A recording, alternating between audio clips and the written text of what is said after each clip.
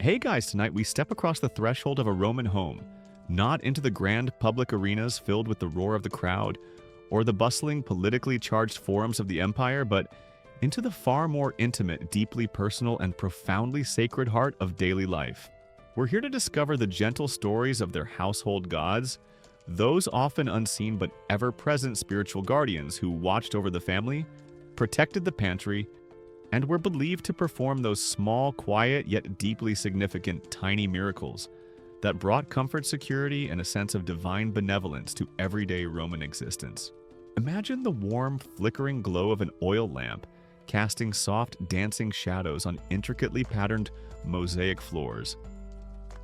The air carrying the comforting scent of baking bread from a nearby oven, perhaps mingled with the subtle drift of incense from a small family shrine tucked into a quiet corner. There's a feeling here not of grand, impersonal deities on distant mountaintops, but of intimate, approachable spirits woven into the very fabric of home and hearth. Honestly, between trying to remember exactly which little household god preferred a tiny offering of salted grain, versus just a respectful drop of wine from your cup, and making absolutely sure you didn't accidentally plonk your wine amphora down on what the Lar Familiaris considered its favorite, though entirely invisible spot by the fire, you'd probably inadvertently cause a minor domestic spiritual incident, or at least a divinely inspired case of misplaced sandals before you even had your first taste of likely well-watered-down Roman wine. So, before you get comfortable, take a moment to like the video and subscribe, but only if you genuinely enjoy what I do here. It always means a lot to hear from you, so feel free to drop your location and local time in the comments below. It's fascinating to see where everyone is tuning in from. Now dim the lights, maybe turn on a fan for that soft background hum, and let's ease into tonight's journey together. As you step in your mind's eye through the doorway of a typical Roman dwelling, perhaps it's a bustling apartment in a multi-story insula in the heart of Rome itself, or a more spacious domus with its central atrium open to the sky in a quieter provincial town. The first thing you might notice beyond the sounds of family life and the smells of cooking is a pervasive sense that this is more than just a physical shelter. The Roman home was in its essence a sacred space, a kind of personal temple for the family that resided within. A mainstream historical fact absolutely central to understanding Roman daily life is the profound importance of domestic religion. Every Roman household, from the wealthiest patrician to the humblest plebeian, though the scale of their devotions might differ, maintained a relationship with a host of protective household deities who were believed to watch over the family's well-being and the security of their home. At the very heart of this domestic sanctity was often the hearth, the focus where the family's cooking fire burned. This was not just a practical utility, it was the symbolic center of the home sacred to Vesta, the serene and ancient goddess of the hearth, home, and family. Her eternal flame in the great temple of Vesta in the Roman Forum was a symbol of the city's own continuity. And every private hearth was like a tiny personal echo of that sacred public fire, a source of warmth, nourishment, and divine presence. But Vesta was just one of a whole pantheon of intimate personal spirits who shared your Roman home. You'd soon become acquainted with the Lares Familiares, often depicted as two lively, dancing young men, the beloved guardian spirits of the entire family and the household itself, ensuring its prosperity and continuity. Then there were the Penates, the protectors of the pantry, or storeroom penis, the spirits who guaranteed that your supply of grain, olive oil, wine, and other essential provisions remained plentiful and unspoiled. You'd also learn of the genius, the personal protective spirit and embodiment of the divine spark within the paterfamilias, the head of the household, whose well-being and procreative power were crucial for the family's future. And not to be forgotten were the manes, the collective spirits of your departed ancestors who were believed to watch over their descendants with a generally benevolent, if sometimes exacting, concern. Forget having just a smart home system that controls your lights and temperature. The ancient Romans had a fully integrated, spiritually powered home, complete with divine guardians for pretty much every room and function. Hey, Lar Familiaris, you might find yourself whispering, "Any chance you could help me find that stylus I misplaced yesterday? I'll leave you an extra nice offering of honey cake if you do." Thanks, buddy. These household gods weren't the grand, dramatic figures of state mythology like Jupiter throwing thunderbolts or Mars leading armies. Their concerns were far more personal, more domestic. They were interested in the small, everyday affairs of your family, the health of your children, the success of your small business venture, the safety of your home from fire or theft, the fertility of your small kitchen garden, the peace and harmony within your walls. And the tiny miracles they were believed to perform were often just that. Small, almost imperceptible interventions, fortunate coincidences, or a general sense of well-being and security that made daily life flow a little more smoothly, a little more happily. Perhaps a child's worrying fever breaks unexpectedly after a heartfelt prayer to the Lares. Maybe a valuable ring thought lost forever turns up in an obvious place just when you'd given up hope. Or a potentially dangerous cooking fire sputters out harmlessly before it can spread. These weren't earth-shattering events that would make the headlines in the Acta Diurna, the daily Gazette of Rome, but they were the gentle reassurances that your household gods were present, watchful, and benevolent. A quirky and rather charming aspect of Roman domestic belief was the idea that even specific parts of the house itself might have their own minor guardian spirits. There was Lemontinus, the god of the threshold, Cardia, the goddess of door hinges, who you definitely want to keep happy to avoid any annoying squeaks. Or worse, a door that refused to open at an inconvenient moment. And Forculus, the spirit of the door itself.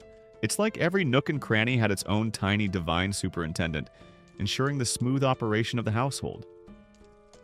You'd want to be particularly careful not to accidentally insult, say, the spirit of the slightly wobbly floor tile in the third cubiculum. You never knew what minor passive-aggressive inconvenience it might visit upon you if it felt unappreciated. The primary responsibility for maintaining a good relationship with these household deities fell upon the paterfamilias. He would lead the simple daily rituals, perhaps offering a pinch of salted flour into the hearth fire for Vesta, at mealtimes a libation of wine poured out for the Lares and Penates, or a garland of flowers placed before their small shrine, the Lararium.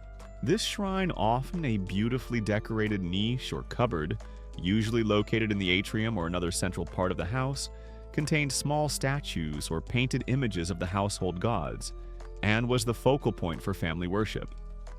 But the entire family, including the wife, children, and even the household slaves, would participate in these domestic rites, fostering a shared sense of piety and belonging. Classicists and historians of Roman religion still engage in considerable debate regarding the precise origins and the exact evolution of some of these deeply ingrained Roman household deities, particularly the enigmatic Lares. Were they originally ancient spirits of the farmland and agricultural abundance who later moved indoors with the family? Were they deified ancestral spirits specific to each lineage, or were they perhaps guardian spirits of crossroads and boundaries, before becoming primarily associated with the protection of the domestic sphere? And how did their worship and characteristics vary across different social classes? Geographical regions of the Roman world, and over the many centuries of Roman history? What is undeniably clear, however, as you step across that Roman threshold into the gentle glow of the hearth's warm welcome, is that you are entering a space profoundly shaped by a belief in these intimate, ever-present spiritual guardians.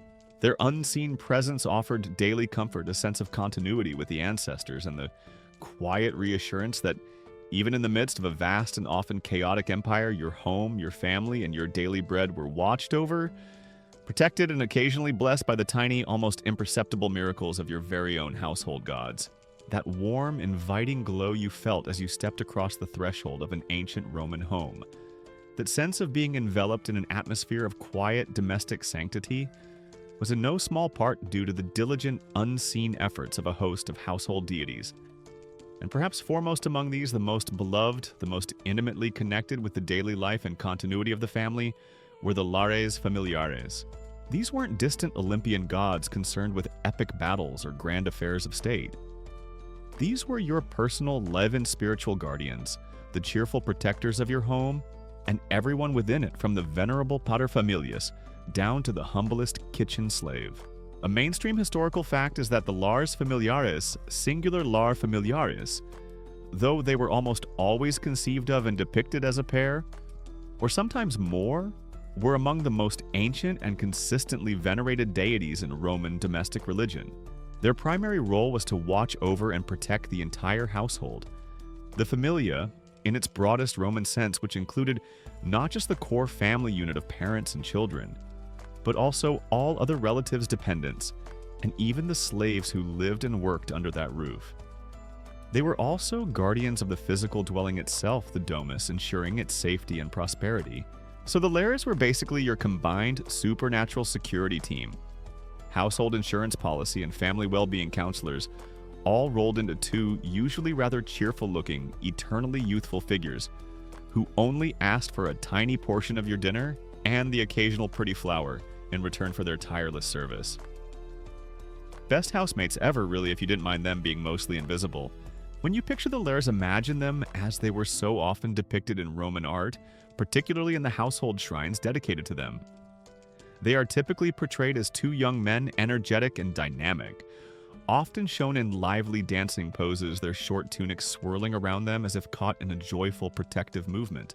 One hand is often raised high, holding a drinking horn or rhyton, from which they might symbolically pour libations, while the other hand often holds a shallow offering dish, a patera.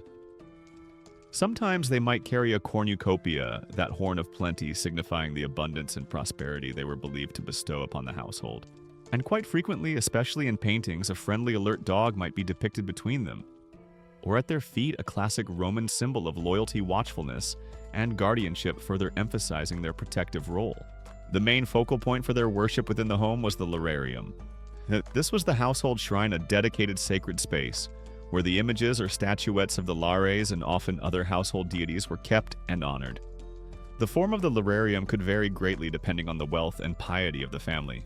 In a grand Pompeian domus, it might be an elaborate built-in niche resembling a miniature temple, perhaps beautifully painted with frescoes adorned with small marble columns, and located in a prominent position in the atrium, the main public reception hall of the house, or sometimes in the kitchen near the hearth, the other great center of domestic life. In more modest homes or in the cramped apartments of an insula, the Lararium might be a simple wooden cupboard, a shelf with a painted backdrop, or even just a designated sacred corner. But regardless of its grandeur, its presence signified that this was a home under divine protection. Daily rituals were performed here, usually led by the paterfamilias, the head of the household, though other family members, including the materfamilias, and even trusted slaves might also participate. These weren't complex, hour-long ceremonies. They were simple, regular acts of piety woven into the rhythm of daily life. Each morning, perhaps a prayer would be offered. At mealtimes, it was customary to offer a small portion of the food, a tiny piece of bread, a few grapes, a spoonful of porridge. To the Lares, often by tossing it into the hearth fire if the Lararium was nearby, or by placing it on a little altar before their images. A few drops of wine would be poured as a libation. On special family occasions, a birthday, a wedding, a safe return from a journey, or the calends nones and ides of each month, significant markers in the Roman calendar.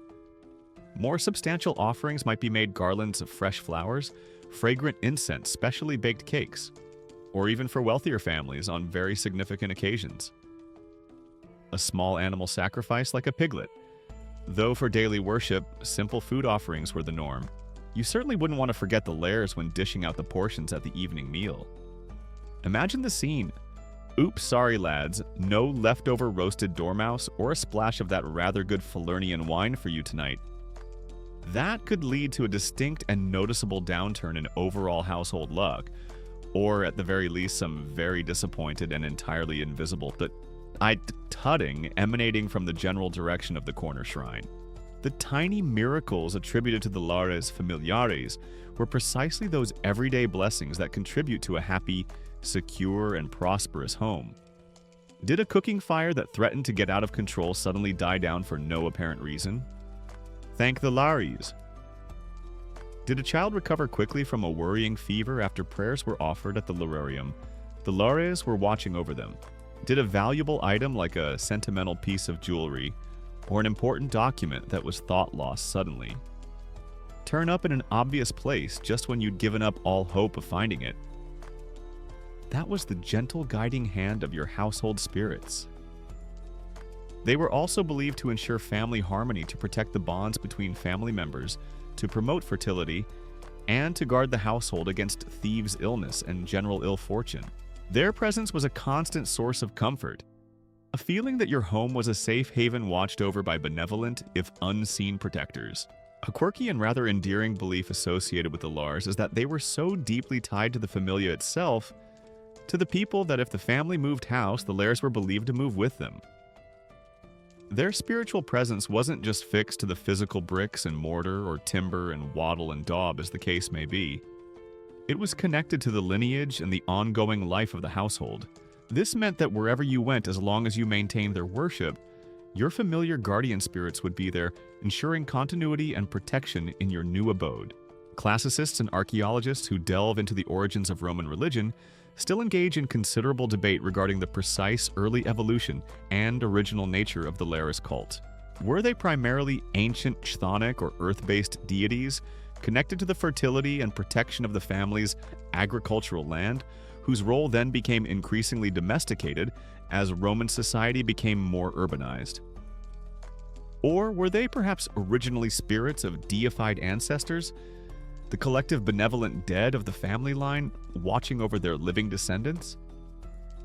Or did they evolve from the Lares Compitales, the ancient guardian spirits of crossroads and neighborhood boundaries, whose protective function was then extended inwards to encompass the individual household itself? Or most likely was their identity a complex synthesis of all these elements, evolving organically over many centuries of Roman religious life? What is undeniably clear as you stand within the comforting, imagined embrace of a Roman home is that the Lares Familiares were far more than just quaint statuettes in a shrine. They were considered vital, active, and deeply beloved members of the household. The cheerful, dancing, ever-watchful twin guardians, whose presence ensured peace, fostered prosperity, and whose tiny, everyday miracles were the gentle, reassuring heartbeat of Roman domestic life, a constant reminder that even in a vast and often impersonal empire, your home was a place of sacred comfort and divine protection. The lively dancing Lares Familiares, as you've now come to picture them, with their cheerful rhytons and paterae, stood as the ever-watchful, all-encompassing guardians of your Roman household, protecting the family and the physical structure of your home from harm. Their presence in the Lararium, that little household shrine, brought a sense of daily comfort and spiritual security. But the Lares were not the only divine residents concerned with your family's well-being. Working in close harmonious partnership with them, often sharing the same sacred space and receiving similar daily devotions, was another ancient and deeply revered group of spirits, the Penates. The specific protectors of your household's inner stores, the guardians of your pantry, and the divine guarantors of your family's sustenance and continuity. While the Lares looked after the broader welfare of the familia and the domus, the Penates had a more focused, though no less vital, portfolio. Their concern was primarily with the penis, the inner storeroom or pantry of the house, the place where your essential food supplies, your grain, your olive oil, your wine, your dried fruits, your salted meat, were kept. A mainstream historical fact is that the Penates were among the most ancient of Roman domestic deities, their cult stretching back into the mists of Italic prehistory. They were responsible for ensuring that these vital provisions remained plentiful, wholesome, and safe from spoilage, pests, or misfortune, thereby ensuring the very survival and ongoing prosperity of the household. So the Penates were essentially the divine pantry managers, the supernatural shelf stockers, and the celestial quality control inspectors of your Roman home. You definitely want to keep them on your good side if you enjoyed the simple pleasures of eating regularly and not discovering that your entire winter supply of precious garum, that famously pungent Roman fish sauce, had mysteriously turned into, say, very disappointed and entirely unpalatable swamp water. Their nature was perhaps a little more abstract, a little less clearly defined in visual terms than that of the often quite specific imagery of the dancing Lares. While the Lares were usually depicted as two or more distinct youthful figures, the Penates could be more varied. Sometimes they too were represented by small statuettes in the Lararium, perhaps figures holding cornucopias or other symbols of abundance. At other times, their presence might be more generally invoked a collective sense of the sacred spirits guarding the inner sanctum of the home's provisions. Their number could also vary. Some families might have honored 2 Penates, others a small group. The important thing was their function to protect the core sustenance that allowed the family to thrive.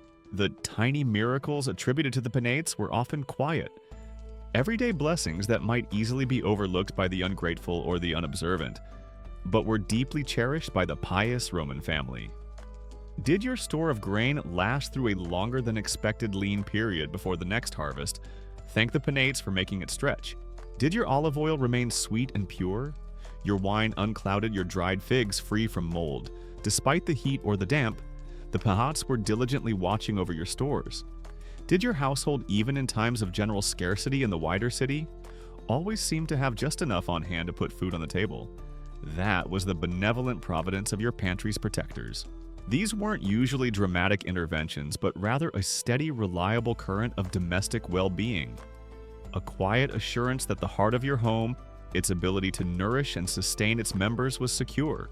Forget meticulously tracking best before dates and relying on modern refrigeration.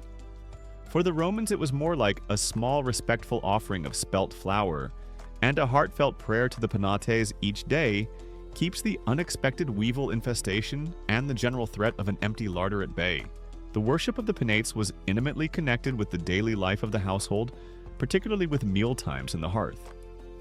Like the Lares, they would receive small portions of food from the family table. A few crumbs of bread, a morsel of cheese, a little salt itself. A symbol of purity and preservation, or a few drops of wine would be offered to them, often by being cast into the hearth fire, which also represented Vesta, the goddess of the hearth, with whom they were closely associated. Their images, if present in the lararium, would be kept clean and garlanded on special occasions. Prayers would be offered for their continued protection of the household stores and for the ongoing nourishment of the family. Their divine presence was invoked and acknowledged every time the family gathered to eat, making each meal a small sacred act of communion with these essential guardian spirits. Their version of saying grace before a meal probably included a very specific and grateful shout-out to the Penates. Many thanks for ensuring that this rather lovely figs and honey delight wasn't previously pilfered by opportunistic mice or didn't spontaneously combust due to some unforeseen divine displeasure concerning its ingredients. Cheers, guys! Your pantry protection services are, as always, top-notch. A quirky and rather significant aspect of the Penates was their deep, almost intrinsic connection to the continuity and identity of the family or gens clan itself. While the Lares were guardians of the specific household and would move with the family, the Penates were often seen as even more ancient, representing the very hearth spirits and ancestral traditions that defined a particular Roman lineage stretching back to its mythical founders. The most famous example, of course, is Aeneas, the Trojan hero, considered an ancestor of the Roman people who was said to have carried his city's Penates, the public Penates of Troy, with him, as he fled the burning city, eventually bringing them to Italy. This act symbolized the preservation and transplantation of a people's core identity and spiritual heritage.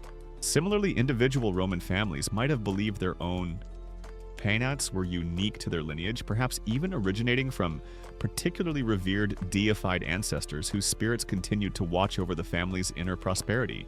It was sometimes the custom, if a family moved or a new branch was established, for small portable images or symbols of the Penates to be carefully carried to the new home, ensuring that this vital spiritual core, this essence of the household's continuity, traveled with them. Classicists and historians of Roman religion continue to explore and debate the precise origins and the earliest conceptualizations of the Penates. Were they initially personifications of the storeroom itself, the penis gradually evolving into more distinct spiritual entities?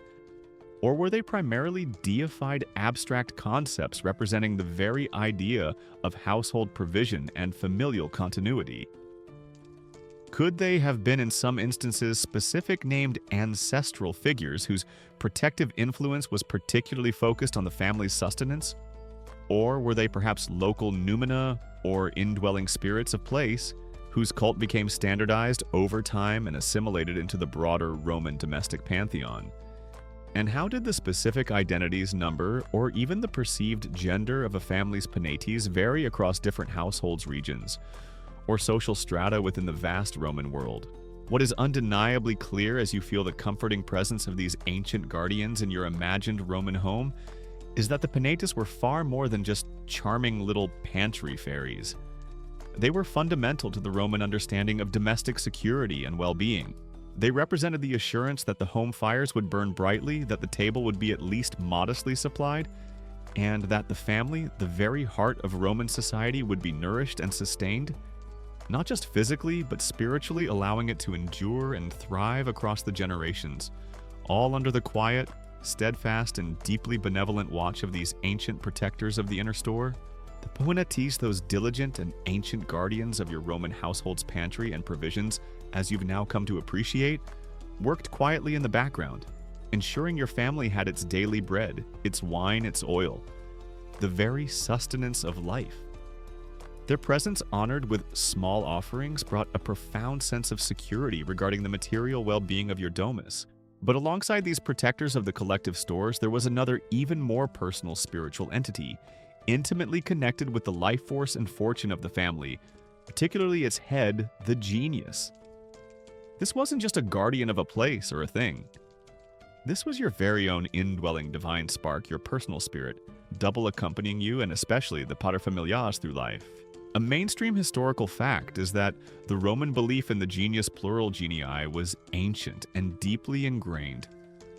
For a man, his genius was his inherent divine nature, his life principle, his procreative power, his personal guardian spirit, and the very essence of his individual being and potential. It was born with him, accompanied him throughout his life, and in a sense perished with him, though its influence might linger. The paterfamilias, the head of the Roman household, held a position of immense legal and social authority, but also profound religious responsibility. His genius was considered particularly vital as his well-being. His vitality, his wisdom, and his ability to produce heirs were all seen as essential for the continuation, prosperity, and good fortune of the entire familia. So your genius was like your own personal divine cheerleader, your spiritual life coach, your supernatural bodyguard, and your fertility advisor, all rolled into one invisible but ever-present entity. Its main job was to ensure you were thriving so it could thrive, and by extension so your whole household could flourish. A fair bit of spiritual pressure on the paterfamilias really to keep his genius happy and well-disposed. Women too had their own equivalent personal protective spirit, known as a Juno. Just as the genius was linked to a man's generative power and individual essence, a woman's Juno was thought to watch over her life force, her fertility, and her passage through the key stages of womanhood, especially marriage and childbirth. And beyond the individual, the Romans also believed in the genius loci, the protective spirit of a particular place. Your home itself would have its own genius loci, as would a garden, a field, a town, or even a province, each with its own unique character and requiring due respect. How would you picture your genius or see it represented in your household shrine? The Lararium, where it was often honored alongside the Lares and Penates. Sometimes the genius of the paterfamilias was depicted as a distinguished male figure, often robed in a toga, perhaps with his head covered in the manner of a priest, making a sacrifice, capite velato. He might hold a cornucopia, that horn of plenty, symbolizing the abundance and good fortune he bestowed, and often a patera, the shallow libation dish used for offerings. But rather curiously to our modern eyes, one of the most common and ancient ways to represent a genius. Particularly the genius loci of a place, or even the genius of the paterfamilias within the domestic shrine, was as a serpent. Usually a bearded crested snake, often seen approaching a small altar, laden with fruit or other offerings. This might seem a bit unsettling if your primary association with serpents comes from, say, the Garden of Eden narrative. But for the Romans, the serpent was often a powerful, chthonic, earth-related symbol of fertility, healing, protection, and the continuity of life and lineage, a benevolent guardian of the home and its inhabitants. The worship of one's genius was a deeply personal, yet also familially significant act. The most important occasion for honoring your genius, or your Juno if you were a woman, was quite logically your birthday. This wasn't just a celebration of another year past, it was a sacred day, a renewal of your connection with this indwelling divine spirit. You would offer incense wine and perhaps special cakes or garlands of flowers to your genius. It was a time for feasting, for joyful gatherings, and for expressing gratitude for the life and vitality bestowed by this personal deity. Forget just getting a stack of presents and a slightly off-key rendition of "Happy Birthday to You." For a Roman, it was more like, "Happy sacred day of rebirth to my awesome indwelling divine spirit who ensures I don't completely mess everything up on a daily basis. Here's some extra good quality incense and a particularly nice honey cake. And please do keep up the excellent work of guiding my fortunes for the next year." Beyond the annual birthday rites, the paterfamilias would also include his genius in the regular, often daily devotions at the household lararium. A small offering of wine or incense, a quiet prayer for guidance and well-being, would acknowledge this vital spiritual companion. Oaths, too, were sometimes sworn "by my genius," signifying a vow of utmost personal sincerity and invoking this intimate divine witness. What kind of tiny miracles or gentle blessings were attributed to a well-propitiated and contented genius? Primarily, it was about personal flourishing, which then radiated outwards to benefit the entire household. If the paterfamilias was healthy, energetic, made wise decisions in his business or public life, and was blessed with children to continue the family line, this was seen as a sign that his genius was strong and favorable. His good judgment in managing the family's affairs, his ability to maintain harmony within the household, even his creative inspiration if he were an artisan or a writer, all could be seen as gifts or guidance from his genius. It was the divine spark within that enabled him to be his best self, to fulfill his duties and to lead his family effectively. If you were having a particularly bad day, feeling uninspired or just generally out of sorts, you might not just blame a poor night's sleep or Mercury being in some unhelpful astrological alignment. You might also quietly wonder if your genius was feeling a bit neglected and perhaps needed a little top-up of offerings, a more heartfelt prayer, or maybe just a really good sincere pep talk addressed to your inner divine spark. Classicists and historians of Roman religion continue to engage in fascinating discussions and scholarly debate regarding the precise theological nature and the deepest origins of the Roman genius. Was it originally conceived as an entirely independent external guardian spirit, assigned to an individual at birth, somewhat akin to a guardian angel? Or was it more an inherent personification of an individual's innate character, their vital life force, and their procreative ability? Or perhaps it was a deified aspect of their very being, the divine within the human? Or could it have been a complex, evolving amalgamation of all these ideas, with its specific conceptions and nuances, perhaps differing slightly across various periods of Roman history, or even between different social classes? What is undeniably clear as you stand within the Roman home and contemplate that small, revered space of the Lararium is that the genius of the paterfamilias was a figure of immense personal and domestic importance. It represented the sacredness of individual life, the divine potential for flourishing, and the spiritual force that ensured the continuity and prosperity of the family line. Its watchful presence, honored with daily piety and special birthday celebrations, was another vital thread in that rich tapestry of household gods, who through their tiny miracles and constant gentle oversight made the Roman domus a true sanctuary, a place of comfort, security, and enduring familial peace. The genius of the paterfamilias, that personal indwelling divine spark you've now come to understand, was a vital force for the Roman household, ensuring the vitality, good fortune, and continuity of the family line through its male head. Honored on birthdays and with daily piety, the genius represented a very intimate connection with the divine. But as you delve deeper into the spiritual heart of the Roman domus, your attention is drawn to an even more ancient, more fundamental and universally revered presence, the sacred, ever-burning inner flame of the household hearth, and the serene goddess who embodied its sanctity, Vesta. Vesta, known to the Greeks as Hestia, was one of the oldest and most deeply venerated deities in the Roman pantheon. A mainstream historical fact is that Vesta was the goddess of the hearth, the home, and the family. Her worship was absolutely central to Roman domestic life for the hearth, where focus was far more than just a place to cook your food or warm your hands. It was the symbolic and literal heart of the home, Vesta's own sacred altar within your dwelling. Forget a fancy state-of-the-art smart home system with voice-activated lighting.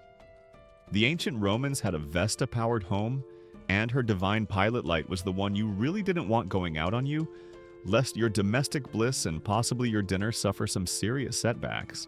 Imagine the typical Roman hearth. In a simpler home or apartment, it might be a raised clay or brick platform, or even just a designated safe spot on the floor where a fire could be maintained. In wealthier domus households, it might be a more elaborate structure in the kitchen colonna, or sometimes even a portable brazier that could be moved to different rooms. But regardless of its physical form, this was Vesta's space. The dancing flames upon it were seen as a direct manifestation of the goddess herself, a living, breathing presence that brought warmth light, the ability to transform raw food into nourishing meals, and a profound sense of purity and sanctity to the home. One of the most sacred duties of the Roman family, particularly incumbent upon the materfamilias or the senior women of the household, was to ensure that Vesta's flame on the hearth was ideally kept perpetually burning. If the fire accidentally went out, it was considered a very bad omen, a sign of neglect, impurity, or divine displeasure, and it was thought to leave the household vulnerable to misfortune. You couldn't just flick a Bic lighter or strike a match to get it going again. A quirky and rather telling tidbit is that if the hearth fire was extinguished, it was often considered improper to relight it from just any common source.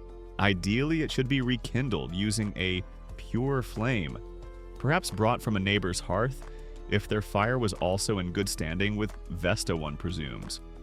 Or by the ancient method of friction, rubbing two sticks together, which was no easy task, or for very important occasions, or after a serious lapse by bringing sacred fire from Vesta's public temple in the Roman Forum itself. This underscores the profound ritual significance attached to maintaining this domestic flame. Daily veneration of Vesta was simple yet deeply ingrained in the rhythm of household life. Before every main meal, a small portion of the food, perhaps a few crumbs of bread, a pinch of salted flour mola salsa, which was also used in public sacrifice as a morsel of fruit or cheese, along with a few drops of wine or oil, would be cast into the hearth fire as an offering to the goddess. This act consecrated the meal, acknowledged Vesta's role in providing sustenance, and ensured her continued blessing upon the household. Prayers would be offered for the purity, peace, and security of the home and all its members. The hearth was also a place where oaths might be sworn at sacred nature, lending weight to promises made. The tiny miracles associated with Vesta were often those of quiet continuity and domestic well-being. If your household was generally free from strife, if your food cooked well and nourished your family, if your home felt like a safe, warm, and welcoming sanctuary from the often chaotic outside world, these were all seen as signs of Vesta's benevolent presence. She protected the home from destructive fire. Ironically, being the goddess of controlled sacred fire, she was also the one you'd appeal to for protection against uncontrolled, dangerous conflagrations. She ensured the purity of the family and its traditions. Her steady flame was a symbol of the enduring life of the household, its connection to past generations and its hope for future ones. Their version of home is where the heart is was probably something more like home is where Vesta's sacred ever-burning and hopefully consistently well-fed hearth fire is. Much cozier, and it came with the added bonus of divine protection and the promise of nicely cooked porridge or a perfectly roasted dormouse. This profound domestic reverence for Vesta was mirrored on a grand scale by her public cult in Rome. The Temple of Vesta in the Forum housed an eternal flame, tended by the famous Vestal Virgin's highly respected priestesses, who dedicated decades of their lives to maintaining this sacred fire, which was believed to be directly linked to the safety, continuity, and pax deorum peace of the gods of the entire Roman state. If that public flame ever went out, it was considered a national disaster. Your little household hearth was, in a sense, a miniature version of that great state sanctuary, your family's efforts to keep your own small flame alive, an echo of the Vestal's sacred duty. Classicists and historians of religion still engage in thoughtful debate regarding the precise iconography and representation of Vesta within the domestic lararium or household shrine. Unlike the Lares, who were often depicted as lively statuettes, or the Penates, who might have their own small images, Vesta herself was frequently understood to be immanent within the sacred flame itself. Thus, she often didn't require a distinct anthropomorphic statue in the shrine. The living fire was her most potent symbol and presence. However, whether small symbolic representations of her, perhaps as a veiled matronly figure, were more common than the surviving archaeological record might currently suggest, or if her worship was almost exclusively focused on the hearth. Fire directly remains a topic of ongoing scholarly discussion. What is undeniably clear as you feel the gentle warmth radiating from that imagined Roman hearth is that Vesta's sacred inner flame was far more than just a source of heat and light. It was the unwavering, pure, and vital core of the Roman home, a constant, gentle reminder of the sanctity of family, the importance of tradition, and the comforting presence of a goddess who asked for little but offered the profound and enduring miracle of a safe, nourished, and harmonious household, her quiet blessings woven into the very smoke that curled upwards towards the watchful eyes of the gods.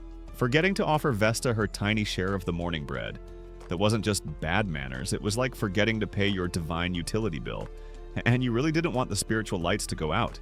Vesta's sacred flame, that ever-burning heart of your Roman home, as you've now felt its imagined warmth, offered a constant symbol of purity, continuity, and the very essence of family life. Her presence was a daily blessing, ensuring the nourishment and sanctity of your dwelling. But the spiritual tapestry of the Roman domus was woven with many threads, and alongside the lively Lares, the provident Penates, and the personal genius, there was another deeply significant group of unseen family members who shared your home, or at least kept a watchful, benevolent eye upon it, from just beyond the veil, the daimones, the divine spirits of your departed ancestors. A mainstream historical fact is that the manes, often referred to with the respectful prefix di meaning divine, were the collective shades or spirits of the family's deceased forebears. Unlike some cultures where ancestral spirits might be feared or seen as potentially malevolent, if not elaborately appeased, the Roman manes were generally considered to be good, kindly spirits, provided they were properly remembered and honored by their living descendants. They weren't distant gods on high. They were family still connected, still caring, still part of the ongoing lineage, just residing in a different, less tangible realm. Forget just looking at old, dusty family photo albums to remember your ancestors. The Romans had a much more active, ongoing relationship involving regular tombside picnics, heartfelt offerings, and probably some very one-sided but deeply comforting chat sessions with great-grandfather Lucius about how the olive harvest was looking this year and whether young Marcus was finally going to settle down. The connection to your ancestors was vital for a Roman. It provided a sense of identity, of belonging to a continuous line stretching back through time. Your manes were the guardians of your family's traditions, its history, and its honor. Their favor was sought for the well-being of the household, the health of its members, and the prosperity of future generations, as they naturally had a vested interest in seeing their own lineage thrive. Their veneration began, of course, with proper funerary rites upon death, designed to ensure the spirit of the deceased transitioned peacefully to become a benevolent larva, a neutral spirit, and then hopefully a respected mon, rather than a restless, troublesome lemur, a more potentially malevolent ghost, which we might touch upon later if things get spooky. But for now, we're focusing on the nice ones. Family tombs, often located along the roads just outside the city walls, were considered sacred spaces, the houses of the dead, and were regularly visited, maintained, and adorned with offerings. While the lares familiares in your lararium might sometimes have had ancestral connotations for certain families, the manes were more specifically and collectively the spirits of those who had gone before. You might not have had individual statues for every single ancestor in your household shrine. That would get very crowded very quickly for an old family.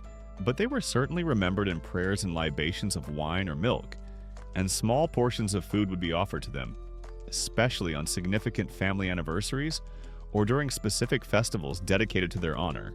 The most important of these festivals was the Parentalia, held annually in February, typically from the 13th to the 21st.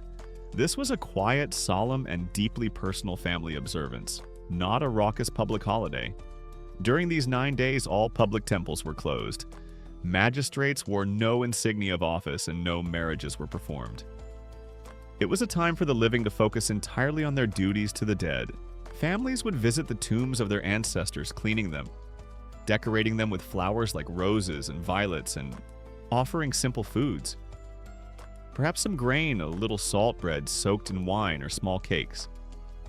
These offerings were not extravagant feasts, but rather tokens of remembrance, love, and continued care, ensuring the Manes felt honored and were at peace. The final day of the Parentalia, the Feralia on February 21st, was a more public day for appeasing all the dead, a kind of general remembrance. What kind of tiny miracles or gentle interventions were attributed to these kindly ancestral spirits? Often it was a subtle sense of protection, of guidance, of things just quietly going right for the family. Perhaps a difficult family dispute was resolved with unexpected ease after prayers to the ancestors. Maybe a child named after a respected grandparent showed a particular talent or virtue associated with that ancestor. Or perhaps in a time of crisis or uncertainty, you might have a dream where a departed loved one appeared not in a frightening way, but offering a word of comfort, a piece of wise advice, or a feeling of reassurance that all would be well. Their version of keeping up with the Joneses, or rather the Claudians or the Julians, might have subtly involved ensuring your family tomb was just that little bit nicer. And your offerings to your specific manes were just a tad more thoughtful and abundant than the family in the mausoleum next door, just to ensure maximum ancestral contentment, and possibly some favorable spectral bragging rights in the great beyond. A quirky and very common tidbit that underscores the everyday presence and reverence for these spirits is the almost universal practice of inscribing DM or DMS at the beginning of Roman tomb epitaphs. These initials stood for Dis Manibus, to the divine spirits of the departed, or Dis Manibus Sacrum, sacred to the divine spirits of the departed. This dedication, found on countless tombstones, from the grandest mausoleums to the humblest burial markers, shows how deeply ingrained the belief in and respect for the collective divinity of the ancestral shades truly was across all levels of Roman society. It was like the standard opening line for any communication addressed to the afterlife. It was believed that if the manungs were neglected, if their tombs were desecrated, or if proper funerary rites and ongoing remembrances were not observed, they could become unhappy, restless, and potentially withdraw their benevolent protection, or even in some interpretations become more like those troublesome lemurs. So maintaining their peace through these simple acts of piety was not just about sentiment. It was about ensuring the continued spiritual well-being and good fortune of the living household. Classicists and historians of Roman religion still engage in thoughtful debate regarding the precise theological evolution and the popular understanding of the Daemones across the long span of Roman history. Were they always conceived as distinct individual ancestral spirits who retained their personal characteristics and memories from life? Or were they sometimes perceived more as an undifferentiated collective divine force, representing the generalized power and sanctity of the families dead? And how did their specific cult and attributes interact with or remain distinct from that of the Lares Familiares, who also, for many Romans, held strong ancestral connotations and were guardians of the family line? What is certain, however, is that as you sit by your Roman hearth, feeling the warmth of Vesta's flame, you would also feel the comforting, unseen presence of generations of your ancestors, your manes watching over you. They were the roots of your family tree, the guardians of your heritage. The gentle spirits whose kind watch provided a profound sense of continuity, of belonging, and of enduring spiritual support, ensuring that your domus was not just a house, but a home filled with the living presence of both its present and its past inhabitants, all united in the ongoing story of your family. The benevolent watch of your Daemones, those cherished ancestral spirits, as you've now felt their comforting presence, provided a deep sense of continuity and spiritual support for your Roman family, linking your present household to its sacred past, especially during festivals like the Parentalia. But the relationship with the divine in your Roman domus wasn't just reserved for annual remembrances or grand life cycle events. No, it was an everyday affair, a constant gentle hum of piety woven into the very fabric of your daily routines. Most notably through the simple, heartfelt daily rites, and the offering of sweet scents and small tokens to your ever-present household gods. Vesta the Lares the Penates in your own personal genius. A mainstream historical fact is that these daily religious observances were absolutely fundamental to Roman family life. They weren't elaborate, complex ceremonies requiring priestly intervention, Rather, they were intimate, often brief but consistently performed rituals, usually led by the paterfamilias, the head of the household, or sometimes the materfamilias, especially in matters concerning Vesta and the hearth. These daily acts of devotion were what kept the channels of communication open with your domestic deities, ensuring their continued goodwill, their protection, and the flow of those tiny miracles that made your home a haven of peace and prosperity. Their daily to-do list probably looked something like 1. Wake up. 2. Ensure no barbarian hordes are currently at the city gates. 3. Offer a small portion of breakfast porridge and a libation of wine to the Lares and Penates. 4. Try to make a decent profit at the forum. 5. More offerings at dinner. 6. Don't forget to thank Vesta for the fire not going out. It was a busy schedule, spiritually speaking. Imagine the start of a typical Roman day. As the household stirs before the main activities commence, the paterfamilias might approach the lararium, that little household shrine you've become familiar with, perhaps located in the atrium or near the kitchen hearth. He would offer a simple prayer, perhaps burn a tiny pinch of fragrant incense, its sweet smoke or sufferment curling upwards, believed to be pleasing to the gods and to purify the home. This was a way of acknowledging the spirits at the dawn of a new day, asking for their continued watchfulness and blessing upon the family's endeavors. But it was at meal times that the household gods were most consistently and intimately included in the family's life. Food and drink, the very sustenance of the household, were seen as gifts ultimately derived from divine benevolence. And it was only right and proper to share a token of this bounty with your spiritual protectors.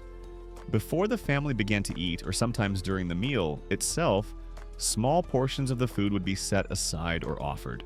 A few crumbs from a loaf of bread, a morsel of cheese or fruit, a specially prepared little cake, or a spoonful of the main dish would be reverently cast into the hearth fire as an offering to Vesta, the goddess whose sacred flame cooked the meal and warmed the home. Further small offerings might be placed on the tiny altar within the lararium for the Lares familiars and the Penates, and a libation, a few drops of wine or milk, would be poured out onto the hearth, or the shrine's altar, a liquid offering, quenching the unseen thirst of these divine guardians. It's like every family dinner was a tiny sacred potluck, with the household gods having a permanent, if invisible, invitation, and always getting served first, ensuring they were kept happy and well-disposed towards their mortal charges. The sweet scents mentioned in our outline bullet refer particularly to the burning of incense. While expensive imported frankincense or myrrh might be reserved for more special occasions or wealthier households, simpler local aromatic woods resins or herbs could also be used. The fragrance was not just pleasant. It was believed to be a pleasing vapor that carried human prayers upwards and helped to create a sacred atmosphere within the home, warding off ill influences. A quirky and rather charming tidbit is the specific significance of mola salsa in Roman offerings. This was a sacred mixture of coarse ground toasted emmer wheat flour and salt, meticulously prepared by the Vestal virgins for state rituals. In a humbler domestic context, a similar mixture of flour and salt was also considered a particularly pure and ancient offering, especially suitable for Vesta. Sprinkling a little of this onto the hearth fire was a simple yet potent act of piety, connecting the family's private hearth with the great eternal flame of Rome itself. The prayers accompanying these daily rites were likely often traditional and formulaic, passed down within the family, though heartfelt personal requests could certainly be added.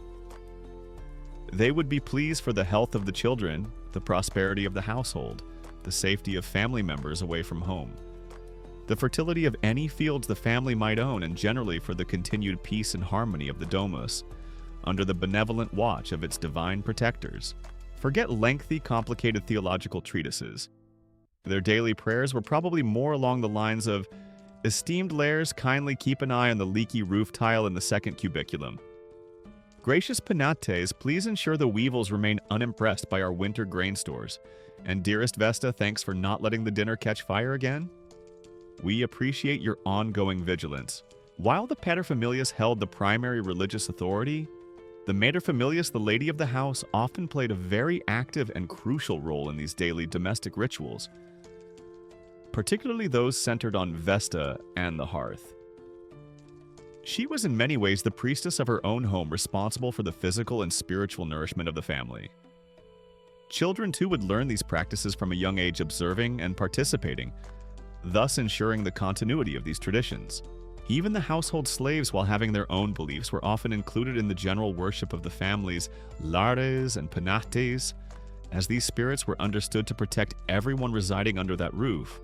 Classicists and social historians continue to engage in fascinating discussions and scholarly debate regarding the precise level of individual emotional investment versus the performance of ingrained social duty in these daily domestic rituals across the vast spectrum of Roman society, and the extent to which the specific forms and interpretations of these practices might have varied between urban and rural households, or among different social classes and geographical regions within the sprawling Roman Empire. What is undeniably clear, however, is that these simple, repeated daily rites, the offering of food, the pouring of wine, the burning of sweet-smelling incense, the quiet murmur of prayers, were the very lifeblood of Roman domestic religion. They weren't grand public spectacles, but rather the gentle, constant affirmations of a deeply personal and reciprocal relationship between the Roman family and its intimate divine guardians. These small, sweet-scented rituals fostered an atmosphere of comfort, order, and spiritual security, ensuring that the tiny miracles of a well-protected, well-provisioned, and harmonious home continued to bless the lives of those who dwelt within every single day.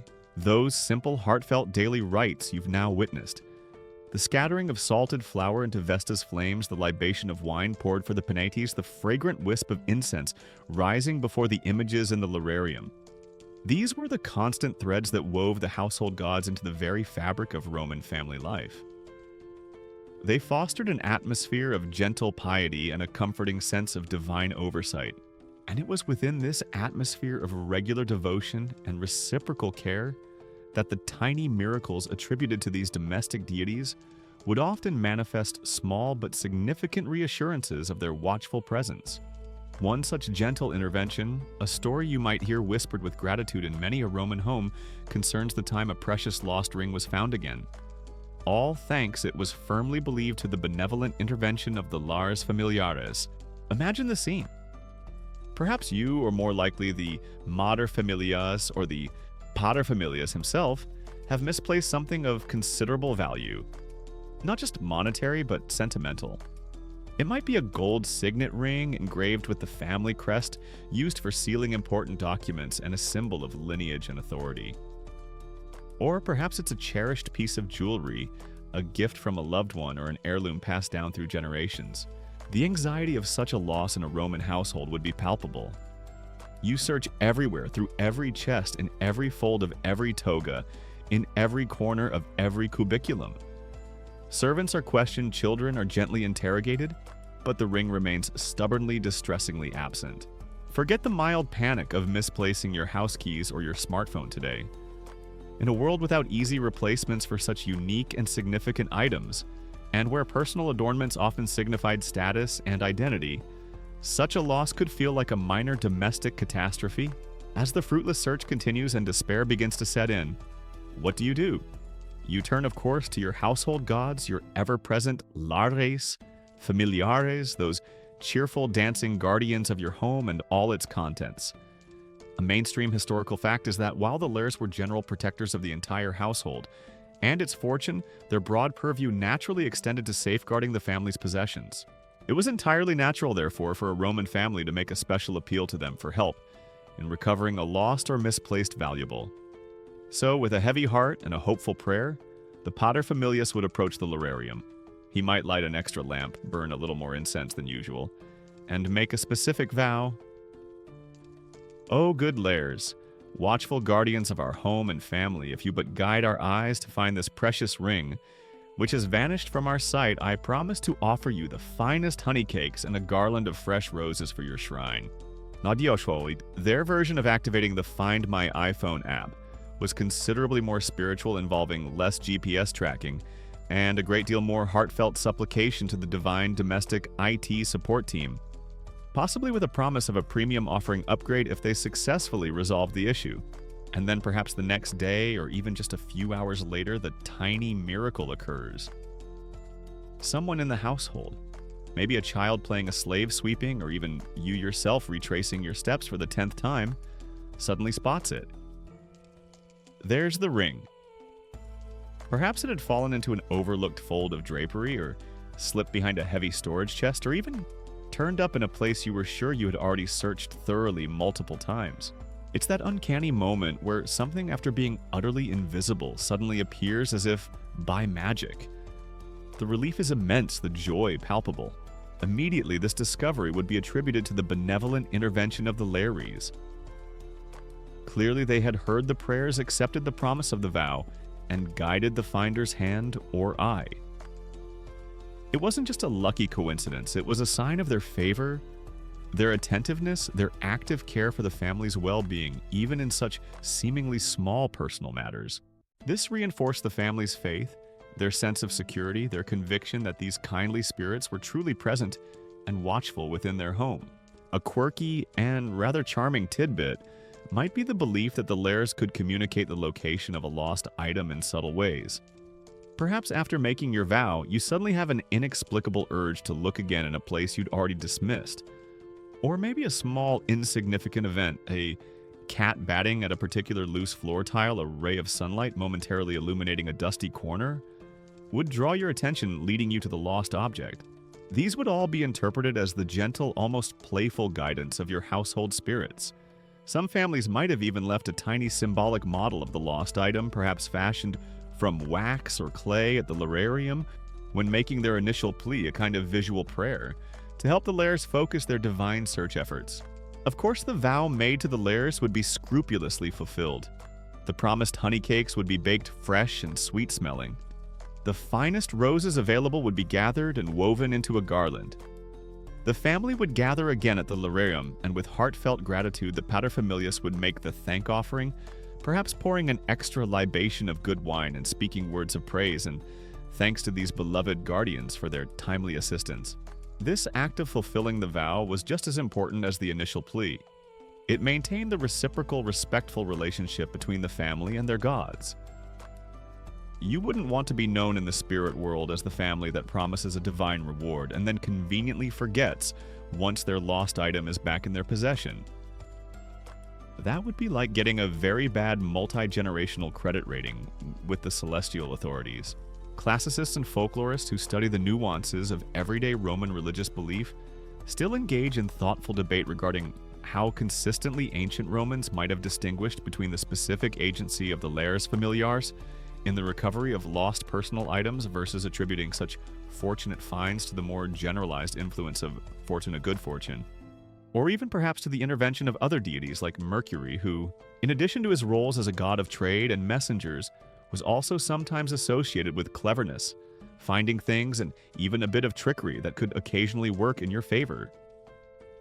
Furthermore, they explore whether the specific narratives and attributions for such tiny miracles were highly personal interpretations within each family, or if they followed more established, widely shared ritual conventions and folkloric patterns.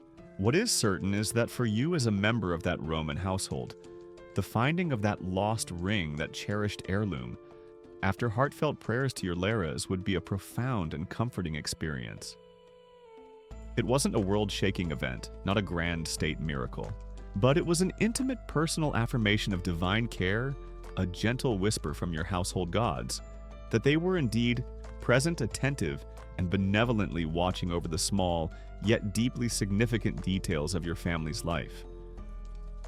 It made the Lararium not just a shrine, but a direct line to helpful if unseen members of your extended domestic circle, the original lost and found service powered by piety and a sincere appreciation for the little blessings.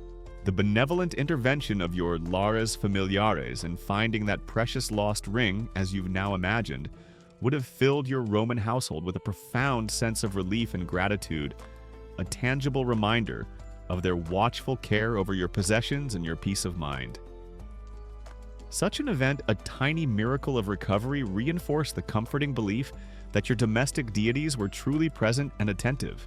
But there were other, even more heartfelt anxieties that would send a Roman family rushing to their Lararium, with fervent pleas and desperate vows, and perhaps no concern was more profound than the health and well-being of their children. In an age where childhood illness was common and often perilous, the sudden cooling of a child's fever Their return from the brink of sickness was a blessing readily and joyfully attributed to the compassionate intervention of those same household gods. Imagine the scene, a common one in any era, yet filled with a particular poignancy in ancient Rome, where, as a mainstream historical fact, child mortality rates were tragically high. Your young son Lucius or your little daughter Julia suddenly falls ill. A fever rages their small body listless, their usual playful chatter silenced. Fear a cold, tight knot grips your heart and that of your spouse. You've tried the usual folk remedies, perhaps a soothing herbal infusion prepared by the materfamilias, or a poultice recommended by a local wise woman. But the fever doesn't break. The child seems to grow weaker. In such moments of helplessness and dread, your thoughts, your hopes, your desperate appeals would turn inexorably towards those intimate divine protectors who shared your home. Forget just calling a 24-hour medical advice line or anxiously Googling symptoms.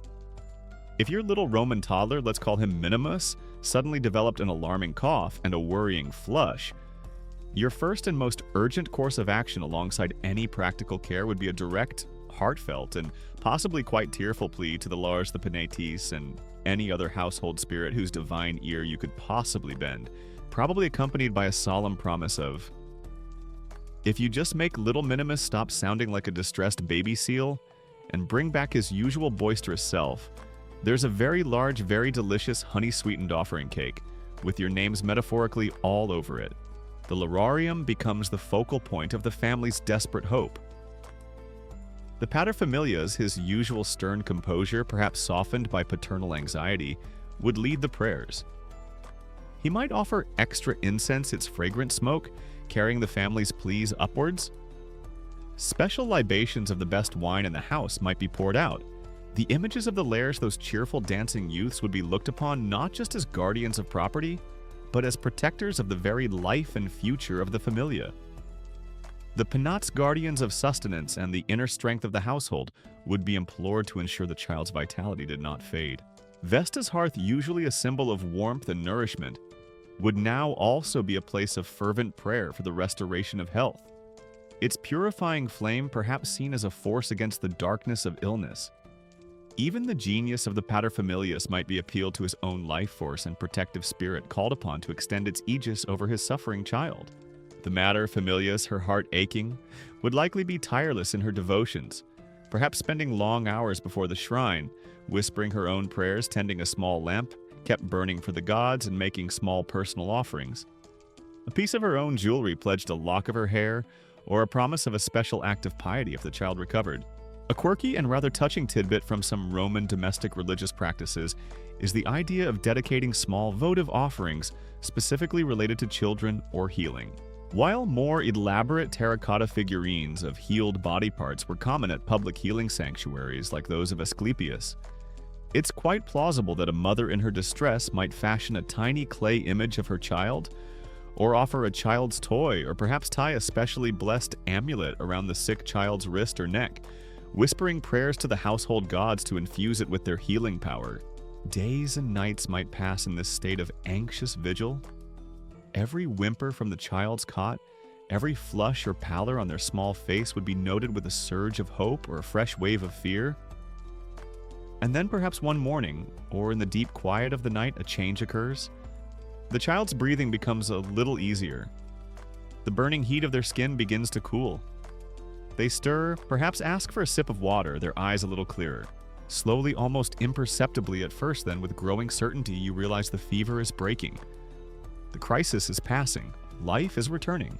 The sense of overwhelming relief, of profound, unutterable gratitude that would flood the household is almost impossible for us to fully grasp from this distance.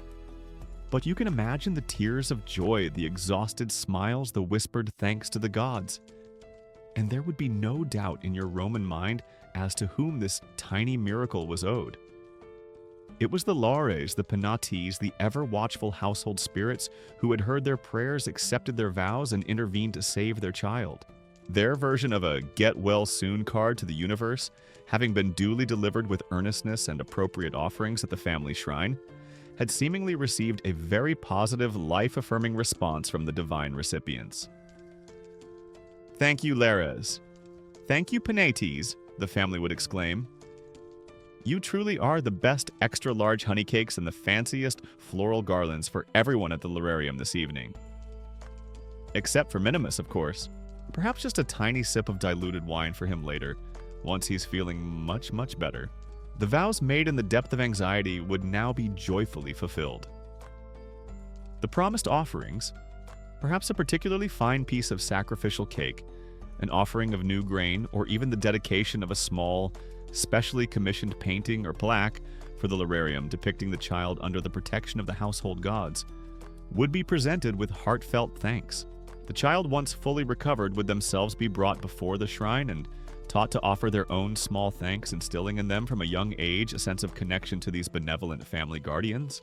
Classicists and medical historians continue to engage in scholarly debate regarding the precise interplay and perceived efficacy of these domestic religious appeals for healing when a child fell ill in an ancient Roman household, versus the actual use of empirical folk remedies, the advice of local healers if available and trusted, or the more formal, though often of limited effectiveness by modern standards, medical care provided by physicians, particularly in wealthier families.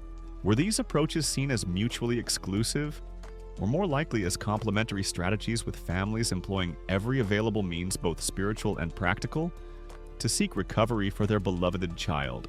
What is certain is that for you, the Roman parent witnessing your child's fever cool, their strength return after days of desperate prayer to your household gods would be one of the most profound and reassuring tiny miracles imaginable. It was a deeply personal affirmation of divine care, a testament to the power of piety and a powerful reinforcement of the sacred bonds that tied your family not just to each other, but to those gentle, watchful, and ultimately life-sustaining spirits who shared your home and guarded your hearth.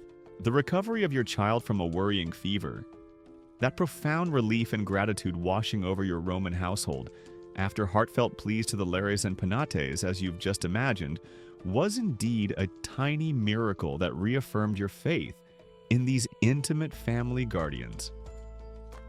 Their benevolent watchfulness brought comfort in times of deep personal anxiety, but there was another element within your domus, even more central, more fundamental to its very existence and spiritual well-being, whose constant, steady presence was a daily blessing, and whose unexpected revival from near extinguishment would be hailed as another direct, gentle intervention from the divine, the sacred hearth fire, the embodiment of the goddess Vesta. You already know that Vesta, serene and ancient, was the goddess of the hearth, the home, and the family. Her flame, ideally kept perpetually burning on your household focus, was the symbolic and literal heart of your dwelling. It provided warmth against the chill light in the darkness, and the means to transform raw grain and humble vegetables into nourishing meals. But more than that, it was a sacred presence, a direct link to the divine purifying your home and sanctifying your family life. A mainstream historical fact is that the duty to maintain this domestic flame was a deeply serious religious obligation in ancient Rome. If the fire on your hearth accidentally went out, it wasn't just an inconvenience, a matter of finding some new kindling. It was considered a profoundly bad omen, a sign of Vesta's displeasure, a lapse in household piety that could portend misfortune, or a break in the family's continuity. Their version of a major power outage wasn't just your Wi-Fi going down or the lights flickering out.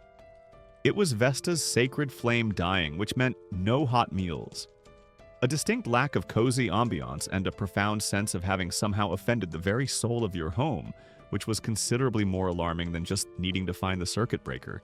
So imagine a moment of domestic crisis. Perhaps through a moment of carelessness, a sudden downdraft from an open window, during a storm or a dwindling supply of properly dried fuel, the usually cheerful fire on your hearth, the one so carefully tended each day, begins to falter. The flames shrink. The embers glow less brightly, and despite your anxious efforts to coax it back to life, it dies down to just a few almost invisible dying sparks, or worse, goes out completely, leaving a cold gray bed of ashes. A chill, both physical and spiritual, would descend upon the household. There would be a sense of unease, of something vital having been lost. The first priority would be to rekindle it, but this couldn't be done haphazardly. You couldn't just borrow a burning stick from any old profane fire outside. A quirky and very telling tidbit is that, To relight Vesta's sacred hearth, the new flame had to be pure. Ideally, this meant using the ancient method of friction, laboriously rubbing two pieces of wood together or using a fire drill, until a fresh, virgin spark was born. This was no easy task requiring patience and considerable effort. Alternatively, if a neighbor's hearth fire was known to be well tended and in good standing with Vesta, a pure flame might be borrowed from them with due ceremony. In the most serious cases or for certain public rituals, sacred fire might even be brought from Vesta's great temple in the Roman Forum itself, where the eternal flame of the state was guarded by her Vestal virgins. Now picture this. Your family is gathered anxiously watching as the paterfamilias, or materfamilias, attempts to revive the last almost invisible ember, or laboriously works the fire drill. Prayers are whispered to Vesta, pleas for her forgiveness for any neglect entreaties for her to return her warmth and presence to their home. And then just when all hope seems lost, a tiny flicker, a small tongue of flame, hesitantly licks at the kindling catches grows stronger, and then with a cheerful crackle bursts back into a steady warming blaze. Or perhaps after several frustrating attempts with the fire drill, a spark finally miraculously ignites the tinder. The relief in the room would be immense. It wouldn't just be the practical comfort of having fire again, it would be a profound spiritual reassurance. Vesta had returned. Vesta had forgiven. Roman domestic harmony at least was restored. You can almost imagine the collective sigh of relief. Phew, Vesta's not entirely miffed with us. We can have properly cooked lentils for dinner tonight, and more importantly, the spiritual integrity of our household remains intact. Best tiny spark ever. Tiny. This cheerful return of the hearth fire, especially if it seemed to happen against the odds or with unexpected ease after prayers, would be hailed as one of Vesta's gentle miracles. It was a sign of her enduring benevolence, her willingness to overlook small human failings, and her commitment to the well-being of the families who honored her. Immediately, special offerings would be made. Perhaps a particularly fine handful of mola salsa. That sacred mix of salted flour would be cast into the newly revived flames. The best oil might be used to anoint the hearthstones. Fresh garlands might be hung nearby. Prayers of heartfelt gratitude would be offered, thanking Vesta for restoring her sacred presence. Classicists and historians of Roman religion continue to explore and debate the full range of symbolic meanings and ritualistic nuances attributed to the domestic hearth fire across the many centuries of Roman civilization. Was its primary sacred significance always and exclusively as a direct representation of the goddess Vesta and a symbol of family purity and continuity? Or did it also retain, especially in earlier periods or in more rustic settings, even more ancient, perhaps chthonic or animistic associations with earth spirits' ancestral power? Undefined numinous energies of place, or even broader apotropaic evil-averting functions that existed alongside or were later subsumed by its specific dedication to the great goddess of the hearth. What is undeniable is that for you as a member of a Roman household, Vesta's flame was a living entity, a divine presence at the very center of your world.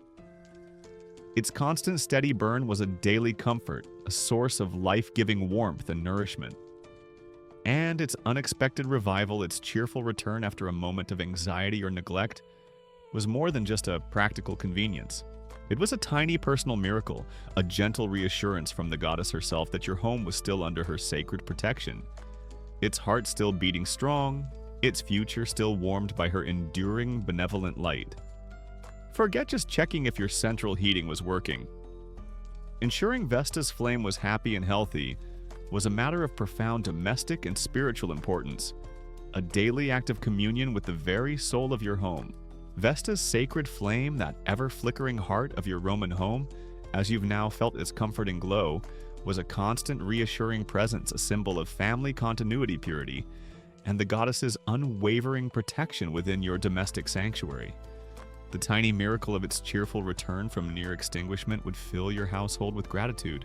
But the protective reach of your household gods, particularly your beloved Lares Familiares, and the ever-watchful genius of the paterfamilias, was not believed to be confined solely to the physical walls of your domus. When a member of your family embarked on a journey facing the manifold perils of the Roman roads, or the unpredictable sea, these intimate deities, along with specialized spirits of travel, were fervently called upon to extend their divine aegis, and the safe arrival home of a loved one after a long and anxious absence was hailed as another cherished, tiny miracle, a testament to their far-reaching care. Travel in the ancient Roman world, for all the impressive engineering of its famous roads and the vastness of its maritime connections, was often a risky and uncomfortable undertaking. A mainstream historical fact is that while the Pax Romana brought a degree of security to many parts of the empire, dangers still abounded. Bandits haunted lonely stretches of road, especially in more remote provinces. Shipwrecks due to storms or piracy were a constant fear for those undertaking sea voyages. Illness could strike suddenly far from home. Roads could be rough and poorly maintained in less central areas, and simply getting lost in unfamiliar territory was a real possibility. So, when your son was dispatched on a military campaign, or your husband set off on a long trading venture, or even if a family member just needed to journey to a neighboring town for a few days, a certain level of anxiety would naturally descend upon the household. Their version of comprehensive travel insurance was less about a detailed policy document and more about a heartfelt series of prayers, a carefully chosen set of offerings, and a solemn promise to several key deities that if they brought young Marcus home safe and sound, there would be some extra special honey cakes and the best Falernian wine at the next family offering. Before your loved one even packed their traveling cloak and sandals, the Lararium would become a focus of earnest supplication. The paterfamilias would lead the family in prayers to the Lares Familiares, asking these general guardians of the household to extend their special protection to the departing member. The Penates might be invoked to ensure the traveler had sufficient sustenance on their journey, and the traveler's own genius, or Juno if it were a woman, would be particularly honored, its inherent protective power called upon to see them through. But beyond these general household protectors, the Romans also venerated specific deities associated with travel itself. Chief among these were the Lares Viales, the lares of the roads or ways. These were the spirits who specifically watched over journeys, ensuring safe passage along the highways and byways. Offerings would be made to them asking for smooth roads, fair weather, and protection from all the hazards of travel. Mercury, the swift messenger god who was also the patron of travelers' merchants, and perhaps rather appropriately for some tricky journeys. Even thieves might also receive a special prayer for a successful and unmolested trip. And if the journey involved passing through different territories, it was considered wise to also offer a mental, if not physical, token of respect to the genius loci of each new place, the local guardian spirit, to ensure you weren't seen as an unwelcome or disrespectful intruder. Once the traveler had departed, perhaps carrying a small portable amulet or a tiny image of a household god for personal protection, the family left behind would continue their devotions. The materfamilias might make a special point of keeping Vesta's hearth fire burning particularly brightly, a beacon of home and safety. Regular prayers would be offered for the traveler's well-being, and any news or rumors of conditions along their intended route would be anxiously received. And then imagine the day of their expected return, or perhaps even after a longer, more worrying delay than anticipated. The sound of a familiar footstep at the door, a known voice calling out a greeting. The traveler is home safe, sound perhaps a little road-weary and covered in dust, but whole. The relief and joy that would flood through the household would be immense. This wasn't just a predictable outcome. In a world filled with uncertainties, a safe return from any significant journey was genuinely perceived as a blessing. A tiny miracle in itself, a clear sign that the gods had been listening, and that their protective influence had been at work. Their version of anxiously tracking a flight online and then rushing to the airport arrivals gate was probably more like anxiously scanning the dusty road from the city gate every evening, and then upon spotting their loved one making a very swift and grateful beeline for the Lararium to announce the good news to the household gods before even unpacking the saddlebags. The first act almost invariably upon such a happy reunion would be for the returned traveler and the entire family to gather at the household shrine.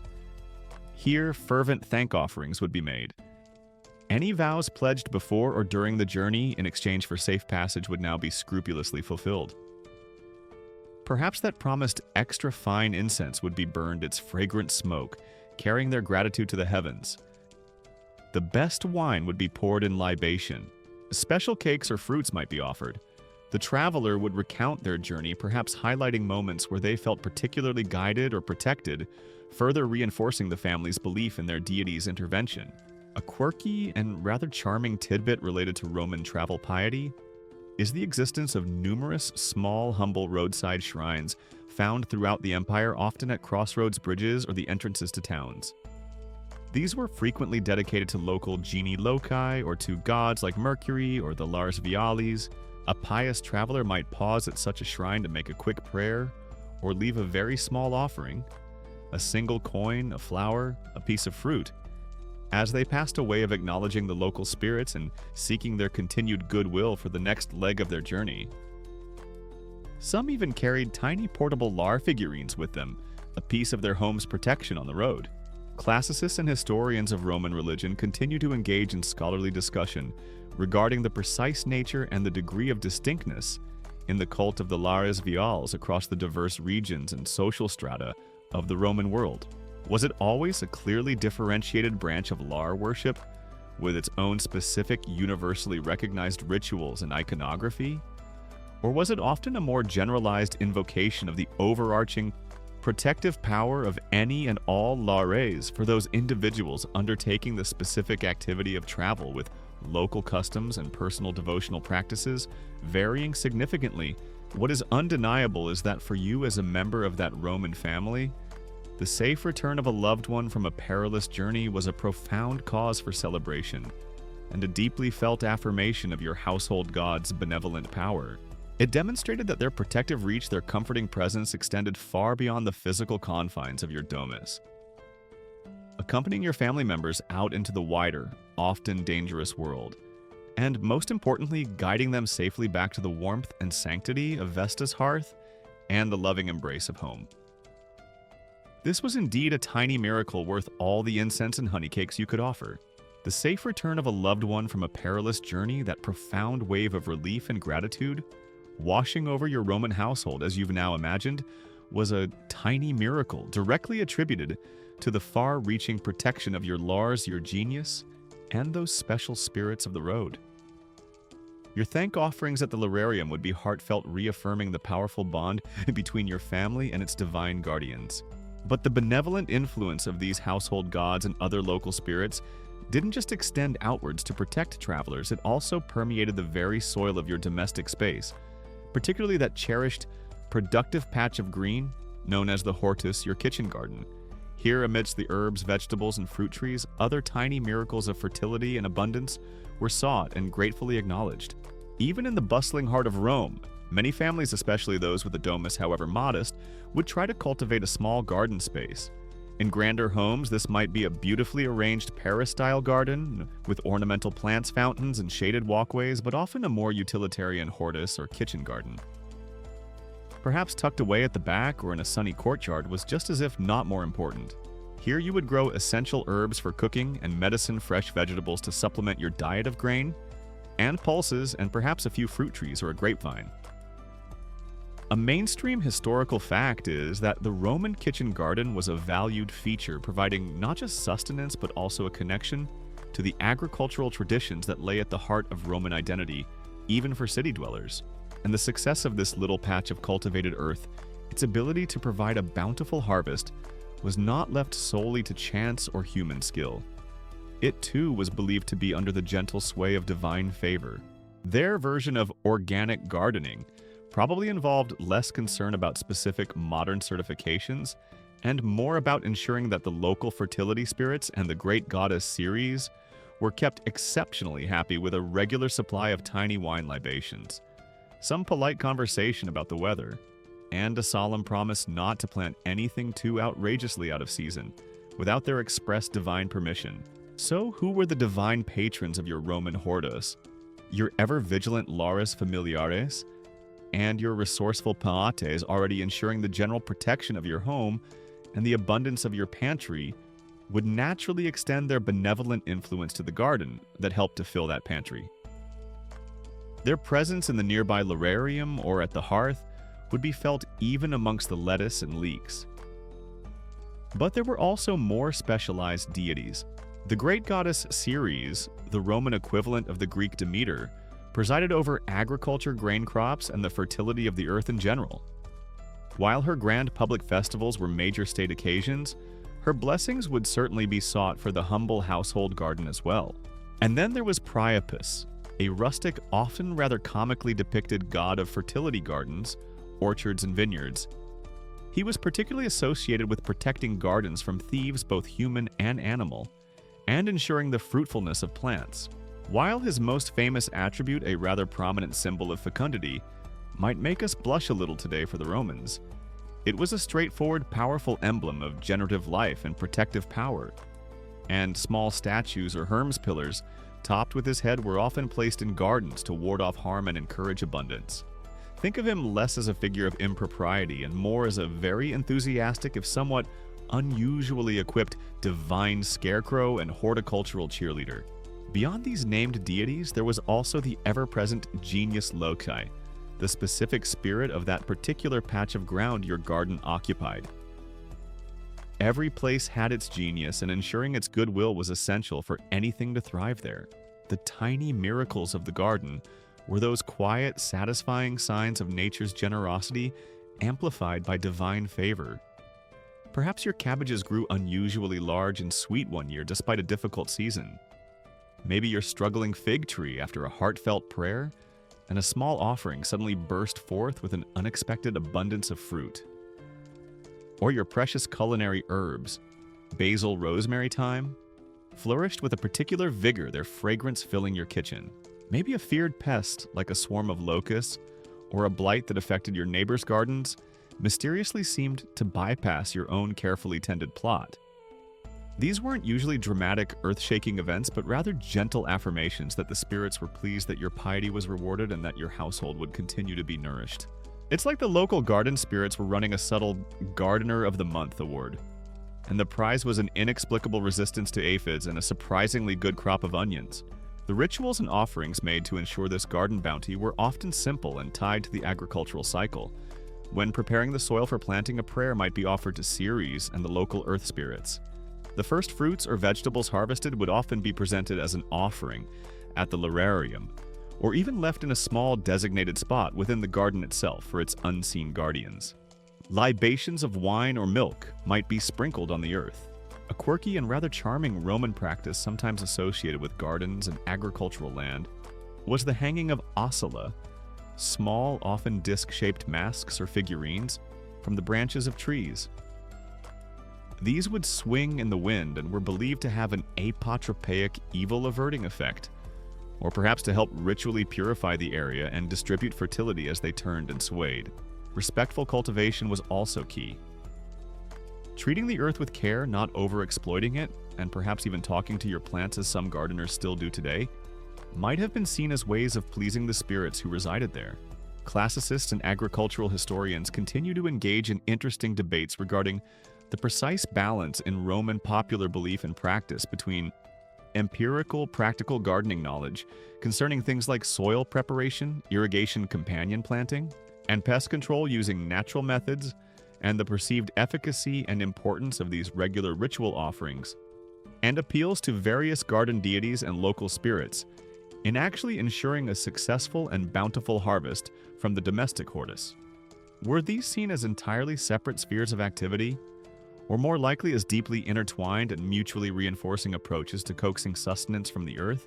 What is certain is that for you as a Roman, tending your small kitchen garden, it was a place of both practical effort and quiet spiritual connection. Every thriving plant, every sweet fruit, every fragrant herb was not just a product of your own labor, but also a gentle gift from the earth, blessed by the watchful care of your household gods and the benevolent spirits of that particular patch of ground. The bountiful kitchen garden was another sphere where their tiny miracles unfolded, providing not just fresh ingredients for your table, but also a daily tangible reminder of the sacred life-giving forces that sustained your home and family, all nurtured under the warm Italian sun. The small blessings of a bountiful kitchen garden, those unexpected flourishes of growth and vitality, attributed to the favor of your household gods and the local spirits of the earth, as you've now pictured, would bring a quiet joy and a sense of security to your Roman domus. Each ripe vegetable, each fragrant herb was a tiny miracle of sustenance, a gift from the divine. But the protective embrace of your domestic deities didn't just extend to ensuring your pantry was full or your garden productive. It was also fervently believed to manifest in moments of sudden, unexpected deliverance from the myriad small perils that lurked within any ancient household. A falling pot inexplicably caught a child stumbling, but miraculously regaining balance before tumbling into the hearth, a flickering oil lamp teetering precariously but somehow not toppling over. These averted household mishaps were seen as direct, if subtle interventions, more gentle stories whispered by your watchful spirits. Life in a Roman home, for all its potential comforts, was not without its everyday hazards. Open hearths and portable braziers, essential for cooking and warmth, were also constant fire risks.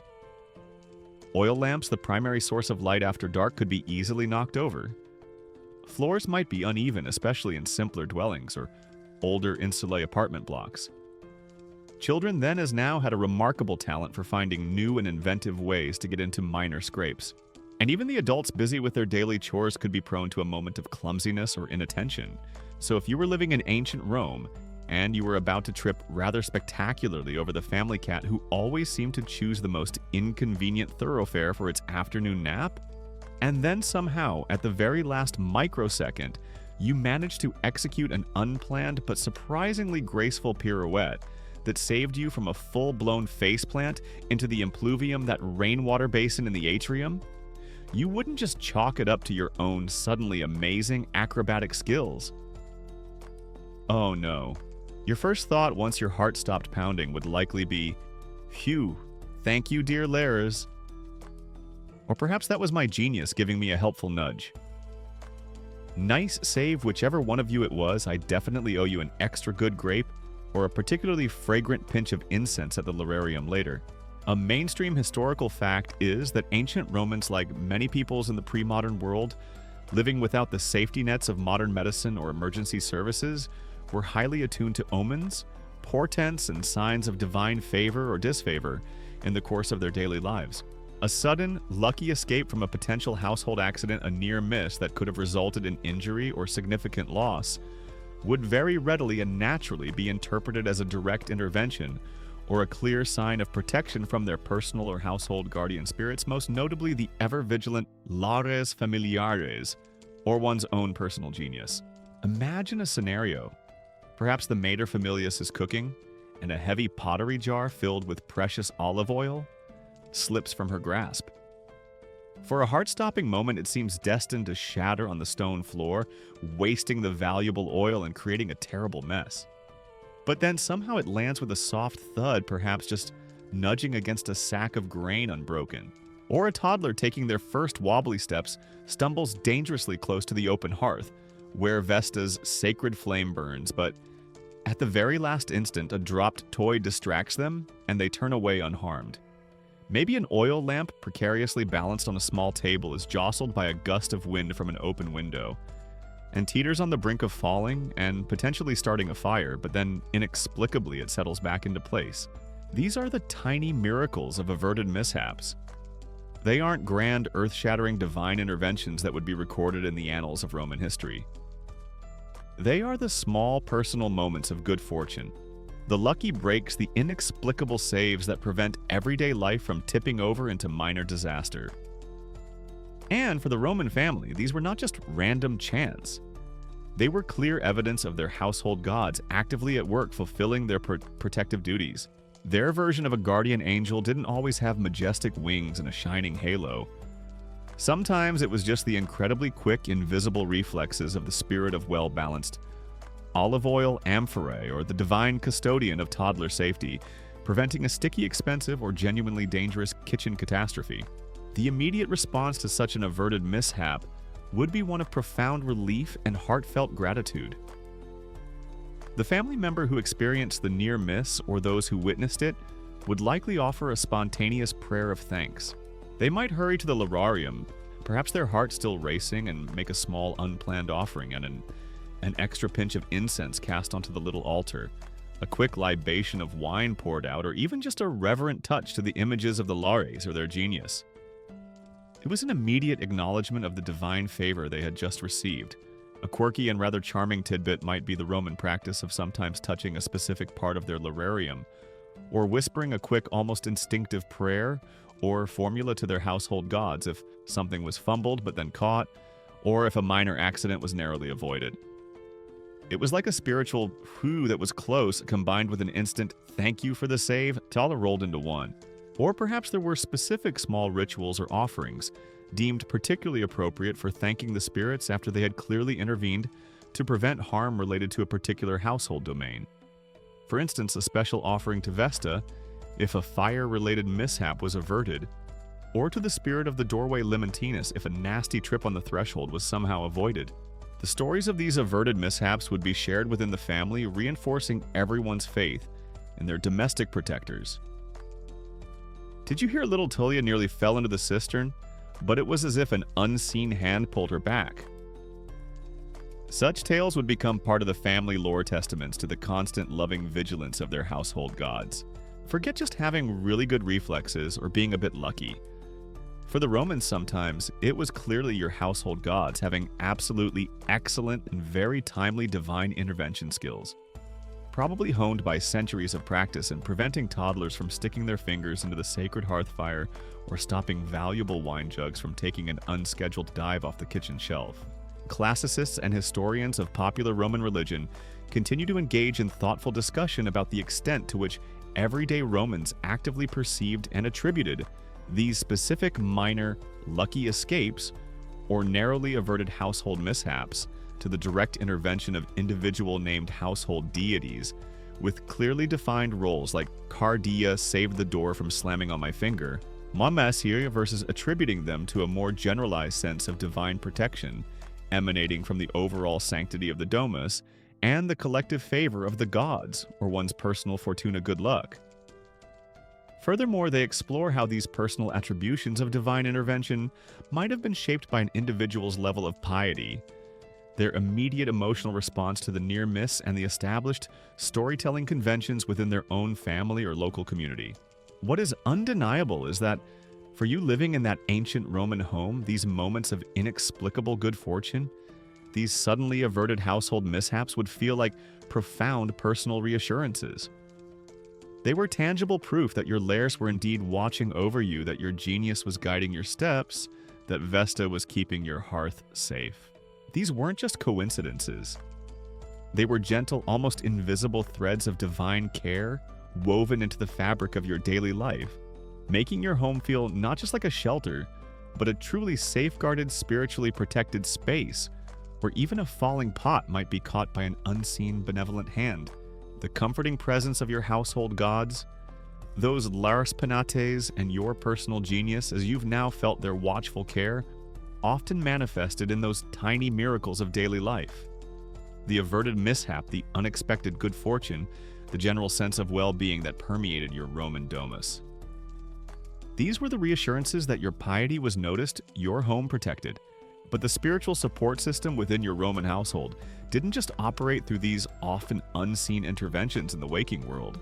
Sometimes in the quiet, mysterious realm of sleep, another even more personal form of divine or ancestral connection could occur: a dream of gentle guidance, a comforting vision, or a piece of timely advice, often believed to come directly from your departed family members, your benevolent manes. You already know that the manes, the spirits of your ancestors, were held in deep reverence, honored with regular offerings, and remembered with affection, particularly during festivals like the Perendalia. A mainstream historical fact is that ancient Romans, like many cultures throughout history, widely believed that dreams could serve as a significant conduit for communication between the world of the living and the realm of the dead. These weren't necessarily the grand, prophetic, state-altering dreams that pharaohs or emperors might experience and have interpreted by high priests. More often, for ordinary Roman families, an ancestral dream was an intimate personal affair, a quiet whisper from beyond the veil. Forget a dramatic, ghostly apparition rattling chains and moaning about unfinished business. Your Roman ancestor was more likely to pop into your dream, looking quite serene, perhaps offering you a symbolic piece of fruit or a cryptic but ultimately helpful suggestion about that tricky inheritance dispute you've been having with your cousin Quintus. Imagine you are facing a difficult decision in your life. perhaps you were unsure about a marriage proposal for your daughter, or a business venture you were considering, or how to resolve a misunderstanding with a neighbor. You've made your usual offerings at the Lararium, you've sought good omens, but your mind is still troubled. Then one night you have a vivid dream. In it, your deceased father, or perhaps a wise grandmother you remember fondly from your childhood, appears to you. They don't necessarily deliver a long, detailed lecture or a set of explicit instructions. The communication might be more subtle, more symbolic. Your father might simply smile at you with an expression of approval while you are thinking about one course of action, or he might look sorrowful or shake his head when you contemplate another. Your grandmother might hand you a specific object in the dream, a key, a ripened fig, a particular flower, that upon waking you intuitively understand holds a clue to your dilemma. These were the gentle forms of ancestral advice. The dream offered comfort, a sense of not being alone in your deliberations, and a feeling that the accumulated wisdom of your lineage was still accessible, still there to guide you. The tiny miracle here was not a dramatic event, but the profound reassurance that your beloved dead were still watching over you, still cared about your well-being, and could still offer their support even from the afterlife. So if you were truly stumped on a major life choice, like whether to finally invest in that promising new shipment of slightly secondhand Gallic pottery, you wouldn't just make a detailed pro and con list on your wax tablet. You might also make a special offering at the family tomb, and then sleep on it quite literally, hoping that Great Uncle Tiberius, who always had a surprisingly good eye for ceramics, might send you some posthumous purchasing advice in your dreams. Results, of course, might vary depending on how well you'd been keeping up with his funerary offerings and whether he approved of your current household management. Sometimes an ancestral dream might bring a warning, though usually of a gentle protective kind, rather than a terrifying one. Perhaps a deceased parent appears with a troubled expression, pointing towards a part of your house that, upon waking, you discover has a loose roof tile or a crumbling foundation, a minor problem that, if unheeded, could have become serious. Or maybe they warn you away from a particular associate whose intentions you had not suspected were less than honorable. Comfort in times of grief was another precious gift believed to come through these ancestral dreams. After the recent loss of a loved one, dreaming of them appearing healthy, peaceful, and perhaps even happy in the afterlife could bring immense solace to the bereaved, a reassurance that their spirit was at rest and that the bonds of family love transcended even death. A quirky and rather touching tidbit might be the belief that if an ancestor appeared in a dream and specifically requested a particular type of food or drink offering, perhaps their favorite honeyed wine from when they were alive or a special kind of cake, the family would make a point of providing that exact offering at their tomb or at the Lararium as soon as possible. This was seen as a very direct communication, a way for the ancestor to make their needs or desires known and fulfilling. It was a loving duty that strengthened the connection between the worlds. Forget a spectral Ouija board for your otherworldly communications. The Romans had a much more direct, if somewhat sleepy and occasionally food-focused hotline to the great beyond. Hello, is that Great Aunt Livia on the dream line? Yes, the current olive harvest is looking quite promising, thank you for asking. Now, about that rather persistent craving you seem to have developed in the afterlife for those little spiced honey biscuits with the poppy seeds.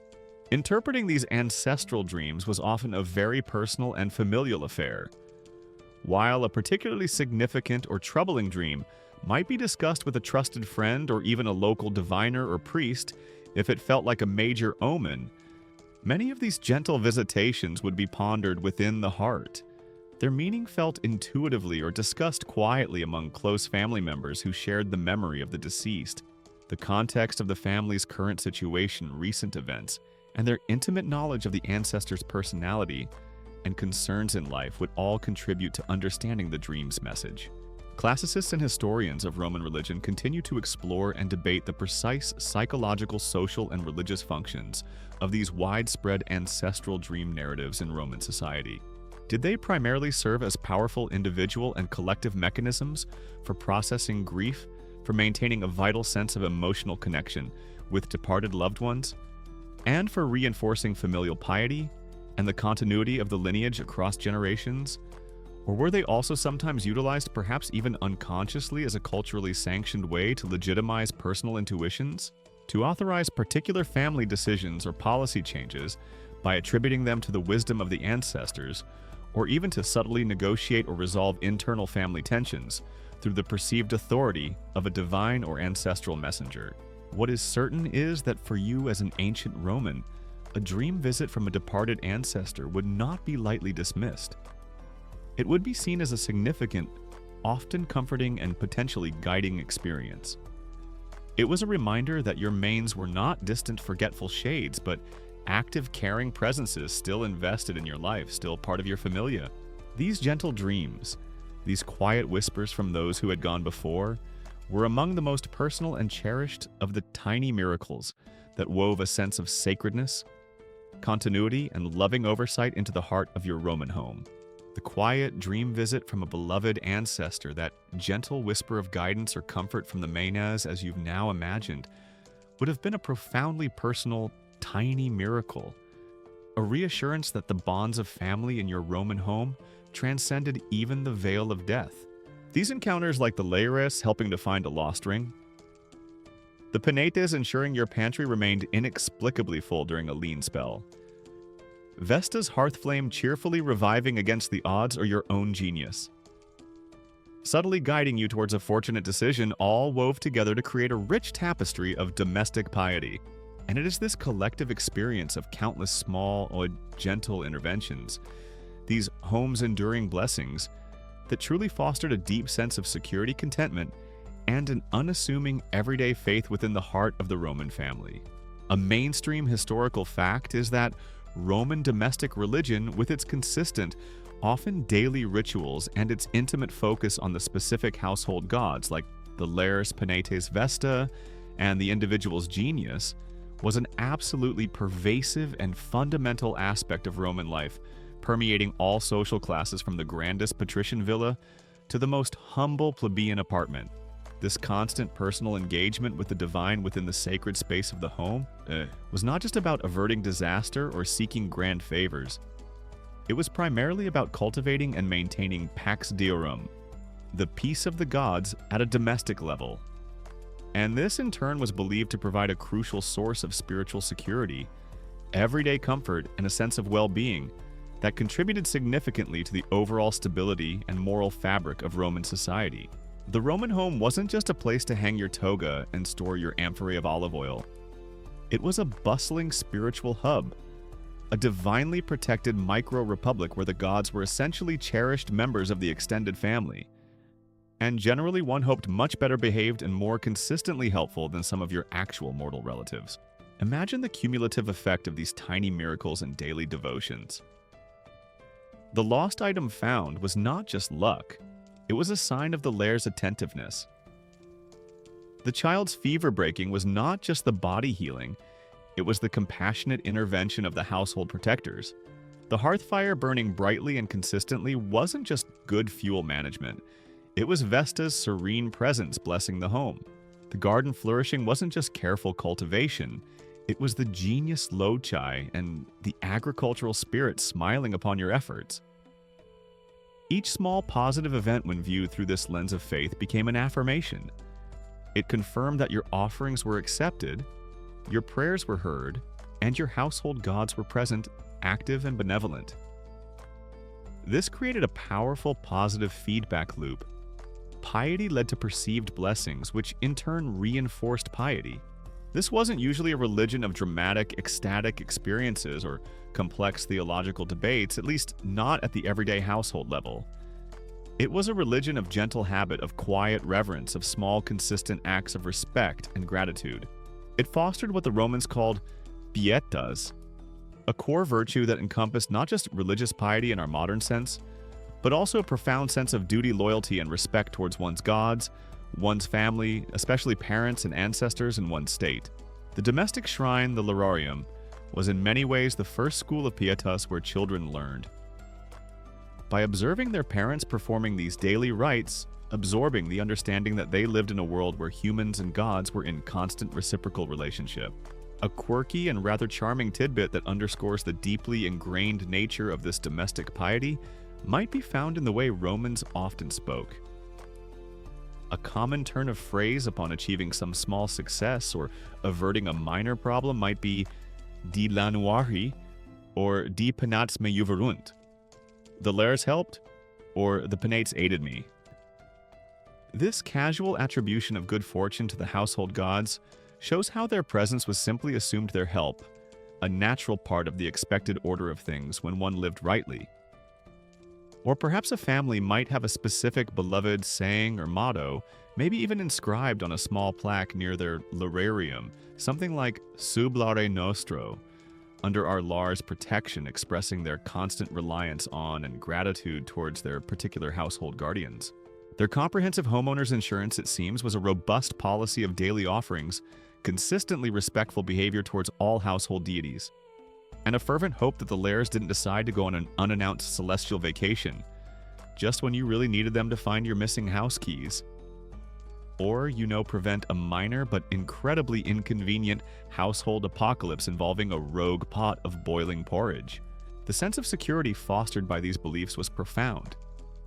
In a world that could often feel chaotic and dangerous, with threats of illness accidents, economic hardship, political instability, and the ever-present anxieties of daily life, the Roman home under the watchful eyes of its benevolent spirits became a true sanctuary, a sacrarium. It was a place where you felt fundamentally safe, cared for, and connected to a divine order that, even if the world outside was turbulent, still held sway within your own walls. These tiny miracles were the threads that wove that sense of security. Historians of Roman daily life and popular religion continue to engage in rich and nuanced debate regarding the precise emotional content and the perceived level of direct efficacy of these countless tiny miracles and everyday domestic rituals for individual Romans across the vast spectrum of society.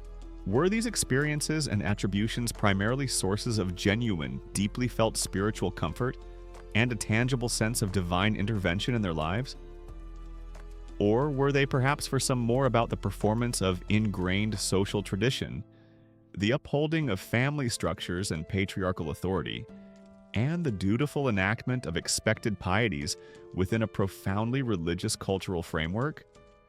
With the miracles being more a matter of hopeful interpretation than direct causation, what is undeniable as you reflect on these gentle stories is that this constant low-key but deeply pervasive system of domestic worship, with its focus on personal and familial well-being, its simple offerings, and its belief in the approachable, caring nature of household deities, was a source of immense psychological strength and social cohesion.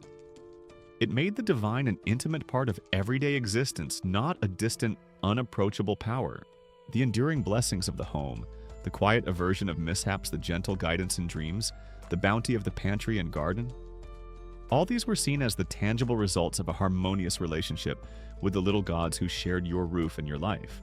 It seems the ultimate secret to a happy and well-ordered Roman home was less about perfect architectural design or lavish interior decorating, though they certainly appreciated those too, and more about diligently keeping your myriad, tiny household deities well-fed with small offerings consistently well-thanked for their efforts, and generally feeling deeply appreciated for all their hard, often entirely invisible but absolutely essential divine work.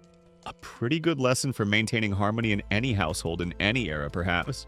And so, as the soft glow of the oil lamps in your imagined Roman domus begins to dim, and the gentle stories of Lares Penates Vesta and the watchful genius fade into the quiet of the approaching night, our journey through their world of tiny miracles and domestic piety comes to a peaceful close.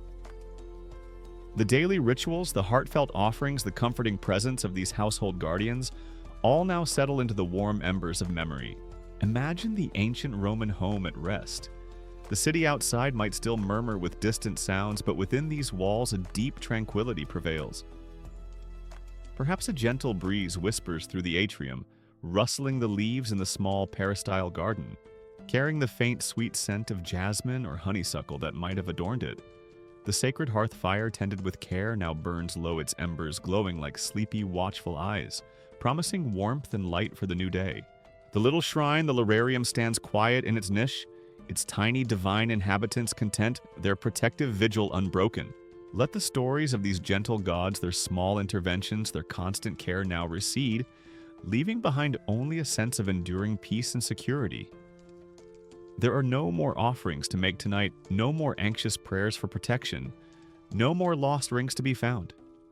There is only this moment of profound calm, this gentle descent into the quietude of sleep. Allow your body to become heavy and deeply relax your mind to become as serene and untroubled as a moonlit Roman courtyard. Let your breath be a soft, even rhythm, like the gentle lapping of water in a hidden fountain carrying you effortlessly towards that peaceful state where the waking world dissolves and only the most gentle, comforting dreams may accompany you through the night. The gentle piety of your Roman household with its daily offerings to the watchful Lares, the provident Penates, the sacred flame of Vesta, your personal genius and the kindly spirits of your manes, as you've now come to feel, created a profound sense of security, comfort, and enduring blessing within the walls of your domus. These tiny miracles, these quiet reassurances of divine care, were the very heartbeat of domestic spirituality, fostering a deep connection between your family and its intimate divine guardians. But as the centuries turned, as the Roman Empire itself underwent vast transformations, and as new faiths rose to prominence, what became of these ancient, deeply ingrained household beliefs? Did they simply vanish without a trace, or did some of their subtle echoes, their gentle whispers, find ways to resonate in the folk traditions and domestic customs of later European cultures? The official state religion of Rome, with its grand temples and public ceremonies dedicated to Jupiter, Juno, Mars, and the other great Olympian deities, eventually faded with the rise and official establishment of Christianity throughout the empire. The formal worship of the old gods, including the intricate public cult of Vesta, with her Vestal virgins, was gradually suppressed or abandoned.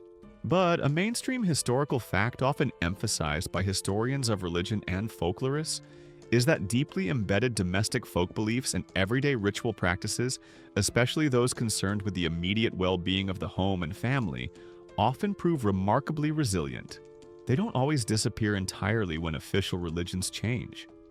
Instead, they frequently transform, go underground, or become subtly syncretize their ancient essences, sometimes re-emerging in new, often unrecognized guises within later cultural traditions.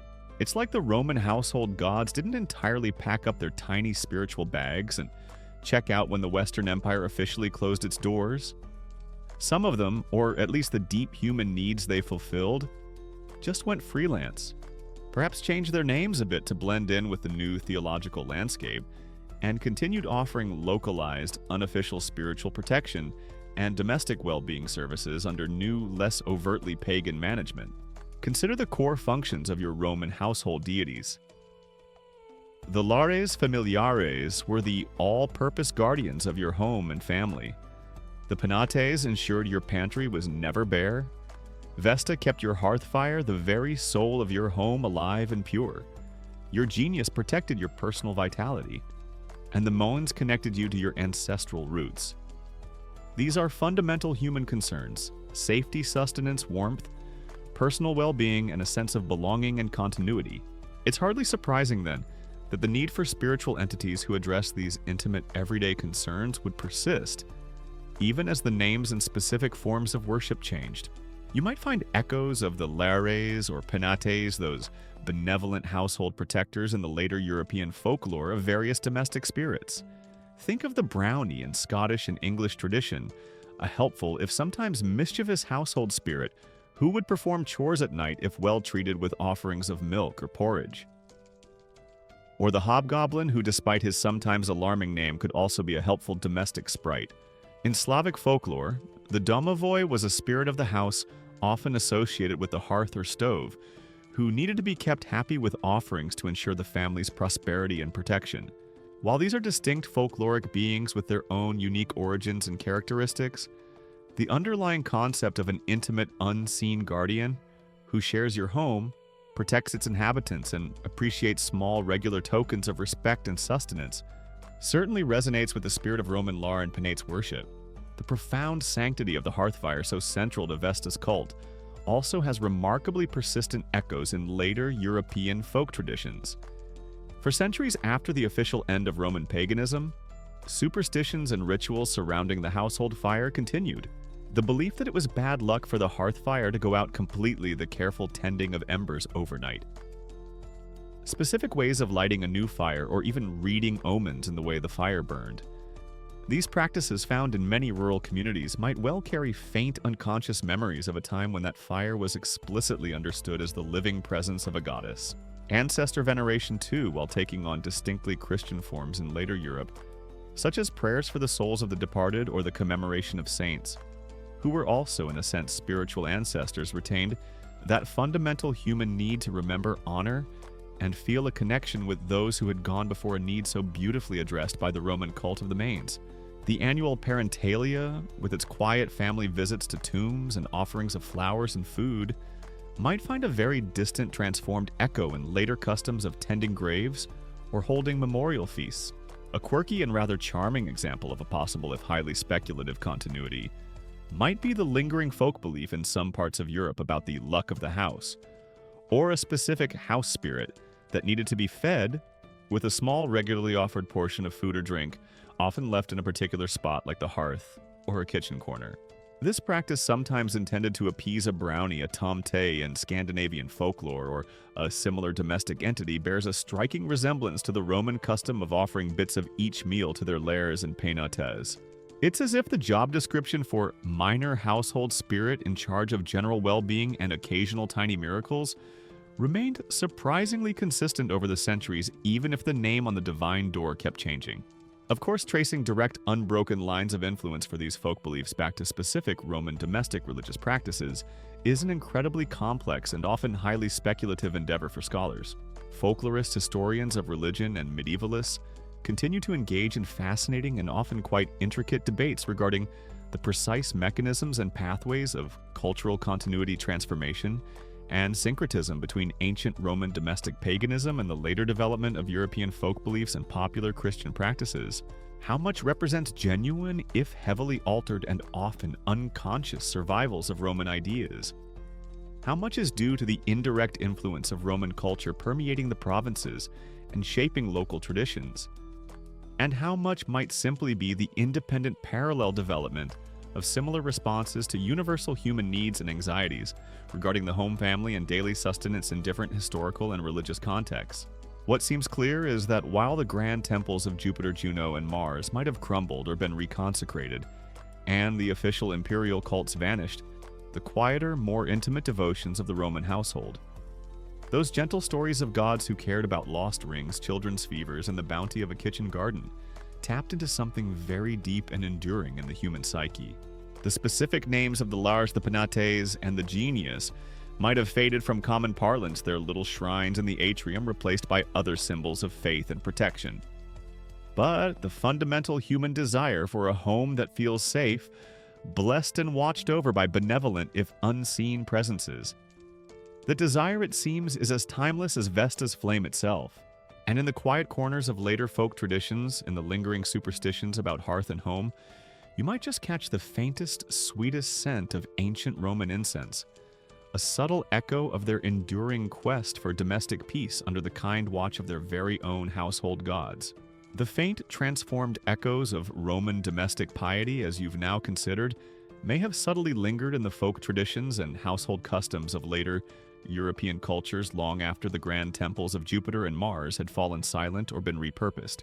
This very persistence, even in altered forms, speaks to something incredibly deep-rooted in the human experience, the timeless, almost universal need for intimate, protective spiritual presences within the sanctuary of one's own home for those heart's timeless guardians. The ancient Romans, with their beloved Lares, their provident Penates, their sacred Vesta, their personal Genius, and their watchful Mons, certainly developed one of the most articulate and enduring systems for fulfilling this fundamental human desire. A mainstream historical fact evident when you look across diverse cultures and throughout human history is that the veneration of specific household deities or spirits dedicated to the protection and well-being of the home and family is a remarkably widespread phenomenon. From the hearth gods of ancient Greece and Rome to the kitchen gods of China, like Zhaojun, the domovoi of Slavic folklore, the kami revered on household Shinto altars Kamidana in Japan, or the myriad local spirits tied to homes and ancestral lands in traditional African and indigenous American belief systems. This pattern repeats. It suggests a deep-seated, perhaps even archetypal human psychological need to create a sense of sacredness, ongoing security, and benevolent spiritual oversight within that most intimate and vital of spaces, the domestic sphere. It seems that whether your home is a grand Roman domus with a fancy mosaic-floored atrium or a humble modern apartment with slightly unreliable Wi-Fi and a temperamental boiler, the underlying desire to feel that there's someone, even if unseen, specifically looking out for you and yours, making sure the metaphorical or sometimes quite literal hearth fire doesn't unexpectedly go out, is a pretty timeless and comforting human impulse.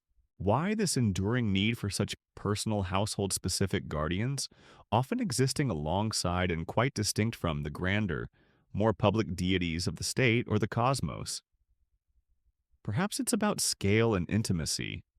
The great gods of Olympus or the Capitoline Hill might be concerned with the fate of empires, with epic battles, or with the grand movements of nature.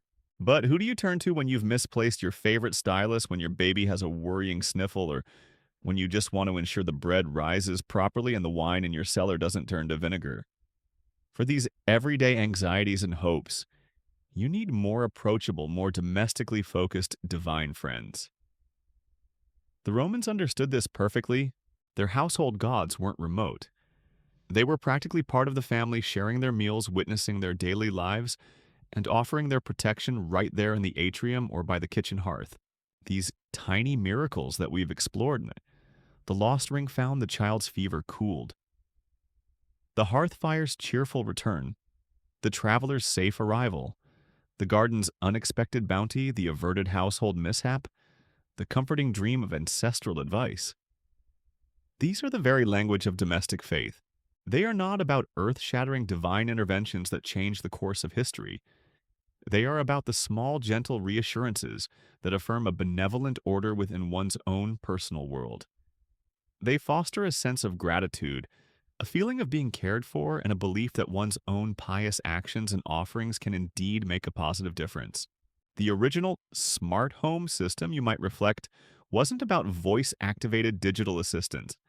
It was about a carefully cultivated reciprocal relationship with a dedicated team of household gods who, if you consistently kept them happy with appropriate snacks, heartfelt respect and regular acknowledgement would generally keep your domestic sphere running smoothly and protect you from minor supernatural calamities or just plain bad luck. A quirky and rather insightful modern parallel might be found in the psychological concept of comfort objects, or the importance of personal routines and cherished household items in creating a sense of security and well-being. That favorite old armchair, that specific morning ritual, that collection of sentimental knickknacks, these things, while not divine, often provide a similar kind of emotional grounding and comfort that the tangible images in a Roman lararium and the regular performance of domestic rites might have offered an entire family. They make a house feel like a true home, a place of predictable peace and personal significance. The Roman system of domestic piety, with its clear roles for different deities, covering various aspects of household life, offered a comprehensive spiritual support network. The Lares guarded the family's overall luck and physical space. The Penates ensured the larder was full. Vesta kept the sacred flame of continuity burning. The genius nurtured the vital spark of the individual, especially the paterfamilias. And the Manets provided a comforting link to the ancestors rooting the present family in its past and future. It was a beautifully complete, if often quite busy, divine household staff. Scholars of comparative religion anthropology and psychology continue to explore and debate the fundamental cognitive, emotional, and social drivers behind this near-universal human tendency to personify protective and nurturing forces, specifically within the domestic environment. Does this inclination stem primarily from an innate human need to find agency, order, and meaning in the often unpredictable occurrences of everyday life? Is it a learned cultural response, a way of transmitting core values and reinforcing social bonds within the family unit? Or does it perhaps tap into deep-seated archetypal structures within the human psyche related to concepts of home hearth ancestry and personal guardianship? What seems clear as you contemplate the gentle stories of these Roman household gods is that they fulfilled a profound human need for a faith that was not distant and abstract, but intimate, accessible, and directly relevant to the small joys, sorrows, anxieties, and hopes that make up the texture of daily existence. They were the heart's timeless guardians, the divine companions who transformed a mere dwelling into a sacred space, a true domus filled with a sense of enduring peace protection, and the quiet assurance of tiny everyday miracles. And perhaps as you drift towards sleep tonight, you might find that even in our modern world, that ancient human longing for a home that feels truly safe, blessed, and watched over by some form of gentle, benevolent presence is an echo that still resonates very deeply within us all. And so as the soft glow of the oil lamps in your imagined Roman domus begins to dim, and the gentle stories of Lares Penates Vesta and the watchful genius fade into the quiet of the approaching night, our journey through their world of tiny miracles and domestic piety comes to a peaceful close. The daily rituals, the heartfelt offerings, the comforting presence of these household guardians all now settle into the warm embers of memory. Imagine the ancient Roman home at rest. The city outside might still murmur with distant sounds, but within these walls a deep tranquility prevails. Perhaps a gentle breeze whispers through the atrium, rustling the leaves in the small peristyle garden, carrying the faint sweet scent of jasmine or honeysuckle that might have adorned it. The sacred hearth fire tended with care now burns low, its embers glowing like sleepy, watchful eyes, promising warmth and light for the new day. The little shrine, the Lararium, stands quiet in its niche, its tiny divine inhabitants content their protective vigil unbroken. Let the stories of these gentle gods, their small interventions, their constant care now recede, leaving behind only a sense of enduring peace and security. There are no more offerings to make tonight, no more anxious prayers for protection, no more lost rings to be found. There is only this moment of profound calm, this gentle descent into the quietude of sleep. Allow your body to become heavy and deeply relaxed, your mind to become as serene and untroubled as a moonlit Roman courtyard. Let your breath be a soft, even rhythm like the gentle lapping of water in a hidden fountain carrying you effortlessly towards that peaceful state where the waking world dissolves and only the most gentle, comforting dreams may accompany you through the night.